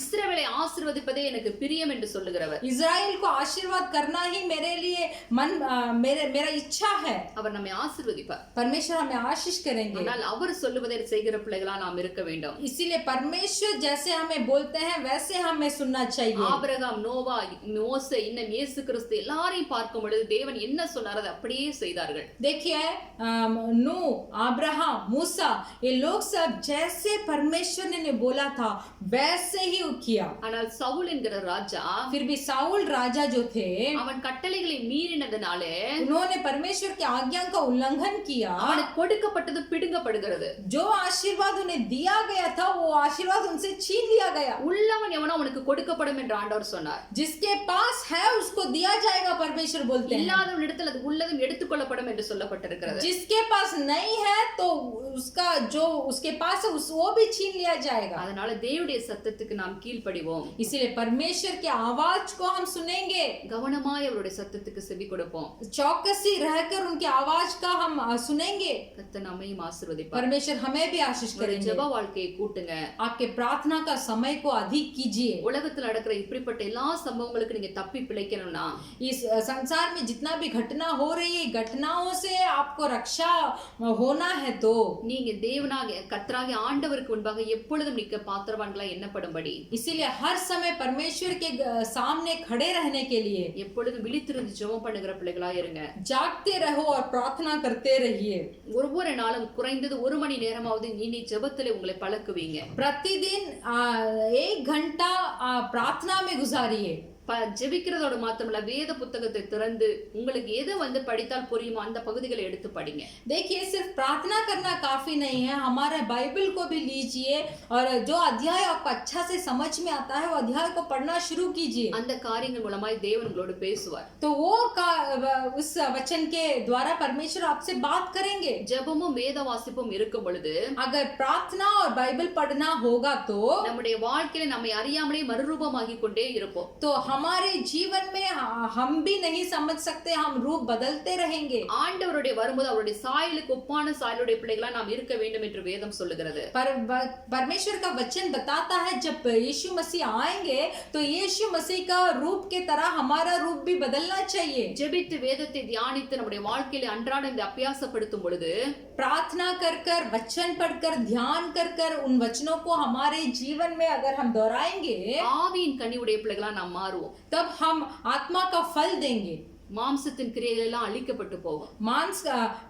मांस का सब काम मिटा दिया जाएगा। ஜென்ம சுவாபங்களை எல்லாம் ஆண்டவர் வெட்டி போடுவார்.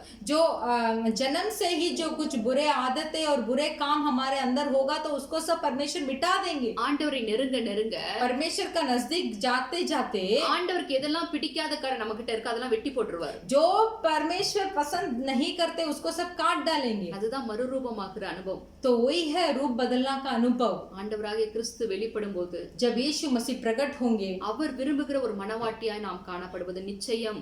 परमेश्वर का प्रिय दुल्हन जैसा हमें भी होना चाहिए, हम होंगे, वो निश्चय है। யுக யுகமாய் நாம் அவரோடு கூட சந்தோஷத்துல பிரவேசிப்போம். युगान युग के लिए परमेश्वर के खुशी में हम भाग लेंगे। இந்த காரியத்தை உங்க வாழ்க்கையில பழக்குவீங்க. ये जो बोला गया वचन है, काम है, कार्य है, उसको आपके जीवन में अभ्यास कीजिए। அதோட மாத்திரமல்ல, सिर्फ वही नहीं, இந்த பூமியில பூமியிலே நம்மை கொண்டு ஜனங்களை தேவன் ஆசீர்வதிப்பார்.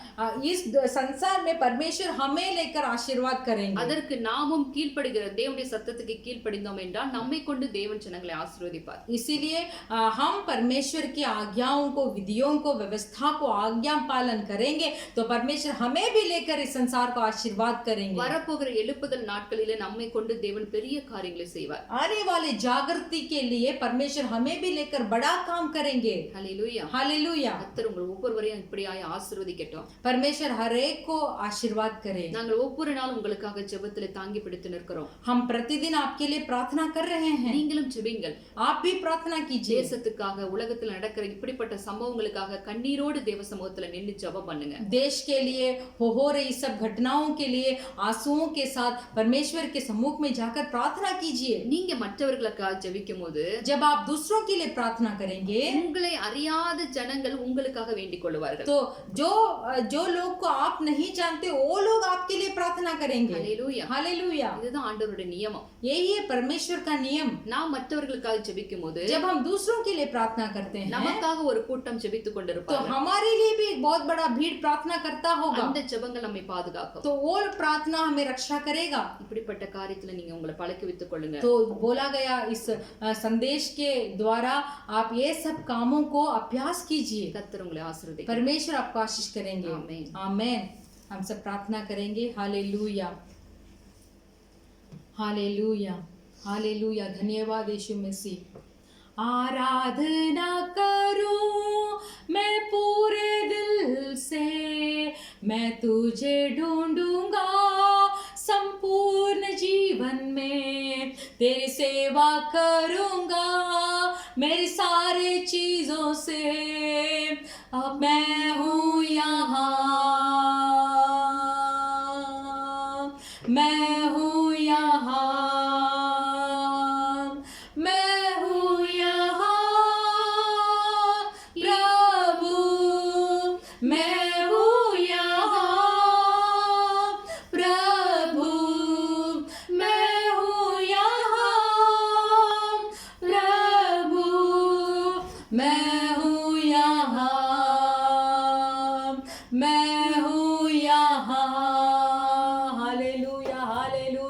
धन्यवाद धन्यवाद धन्यवाद. मैं हूँ यहाँ परमेश्वर, आपकी आराधना करने के लिए, आपके विधियों को पालन करने के लिए, आपके आज्ञाओं का पालन करने के लिए, आपके व्यवस्था को पालन करने के लिए. परमेश्वर हो रही घटनाओं से, दुर्घटनाओं से बचकर रहकर परमेश्वर आपके सम्मुख में आपके पंखों तले बैठकर रहने के लिए परमेश्वर मैं हूँ यहाँ, मैं हूँ यहाँ परमेश्वर. हालेलुया. जैसे नूह, मूसा और अब्राहम ने आपके बात को सुनकर आपके आज्ञा को पालन किया, तब आपने पूरे आशीर्वादों से आपने उन्हें भरा परमेश्वर. वैसे ही परमेश्वर हमें भी बनाइए. हम भी बदलना चाहते हैं, हम भी रूप बदलना चाहते हैं. हम भी हमारे आत्मिक यात्रा में आपके वचनों को, आपके नीति को, आपके धर्म को अभ्यास करना चाहते हैं. हालेलुया. हालेलुया. धन्यवाद धन्यवाद. हम हमारे समय को ऐसे ही गुजार रहे हैं, हम मोबाइल पे हमारा समय गुजर रहा है, फालतू बातचीतों में हमारे समय गुजर रहा है. शैतान ने हमारे समय को बिगाड़ दिया है. परमेश्वर आज के दिन इस वचन को सुनने के बाद हमें छुटकारा दीजिए. मेरे प्रिय भाई और बहनों, परमेश्वर से चिल्लाकर बताइए, आंसुओं के साथ बताइए, मुझे भी छुटकारा दीजिए. मैं भी आपके विधियों को पूरा करना चाहता हूँ, मानना चाहता हूँ, आज्ञा पालन करना चाहता हूँ. हालेलुया. मैं साउल के तरह मैं श्रापित मनुष्य नहीं बनना चाहता हूँ. जैसे साउल से वो कृपा को छीन लिया गया था, वैसे मैं भी मेरे कृपा को छोड़ना नहीं चाहता हूँ. मैं भी चाहता हूँ कि मैं आपके पांव तले बैठूं, रोऊं, प्रार्थना करूं और आपके वचन को पढ़ूं. और जब आप यीशु मसीह प्रकट होंगे तो आपके रूप जैसा मैं भी बदलूं परमेश्वर. हालेलुया.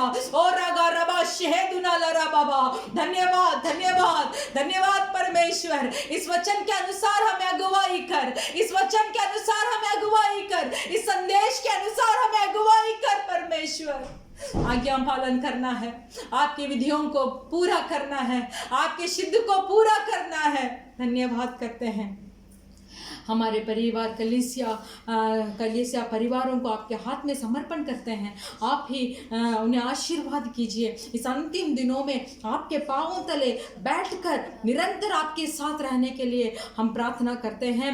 इस संदेश को दिए हुए चित्रा सिस्टर को, उनके परिवार सबको आपके हाथ में समर्पण करते हैं।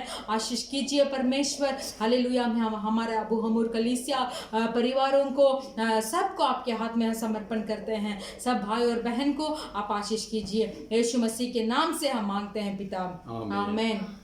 கர்த்தராகிய இயேசு கிறிஸ்துவின் கிருபையும் हमारे प्रभु यीशु मसीह का कृपा பிதாவாகிய தேவனுடைய और அன்பும் पिता परमेश्वर का प्रेम பரிசுத்த ஆவியுடைய அந்யோன்ய ஐக்கியம் और पवित्र आत्मा का सौभाग्यता இன்றும் என்றும் நம் அனைவரோடு கூட இருப்பதாக आज और हर पल हमारे साथ होते रहे। ஆமென் आमीन। Hallelujah hallelujah. Hallelujah hallelujah. जय मसीह जय मसीह।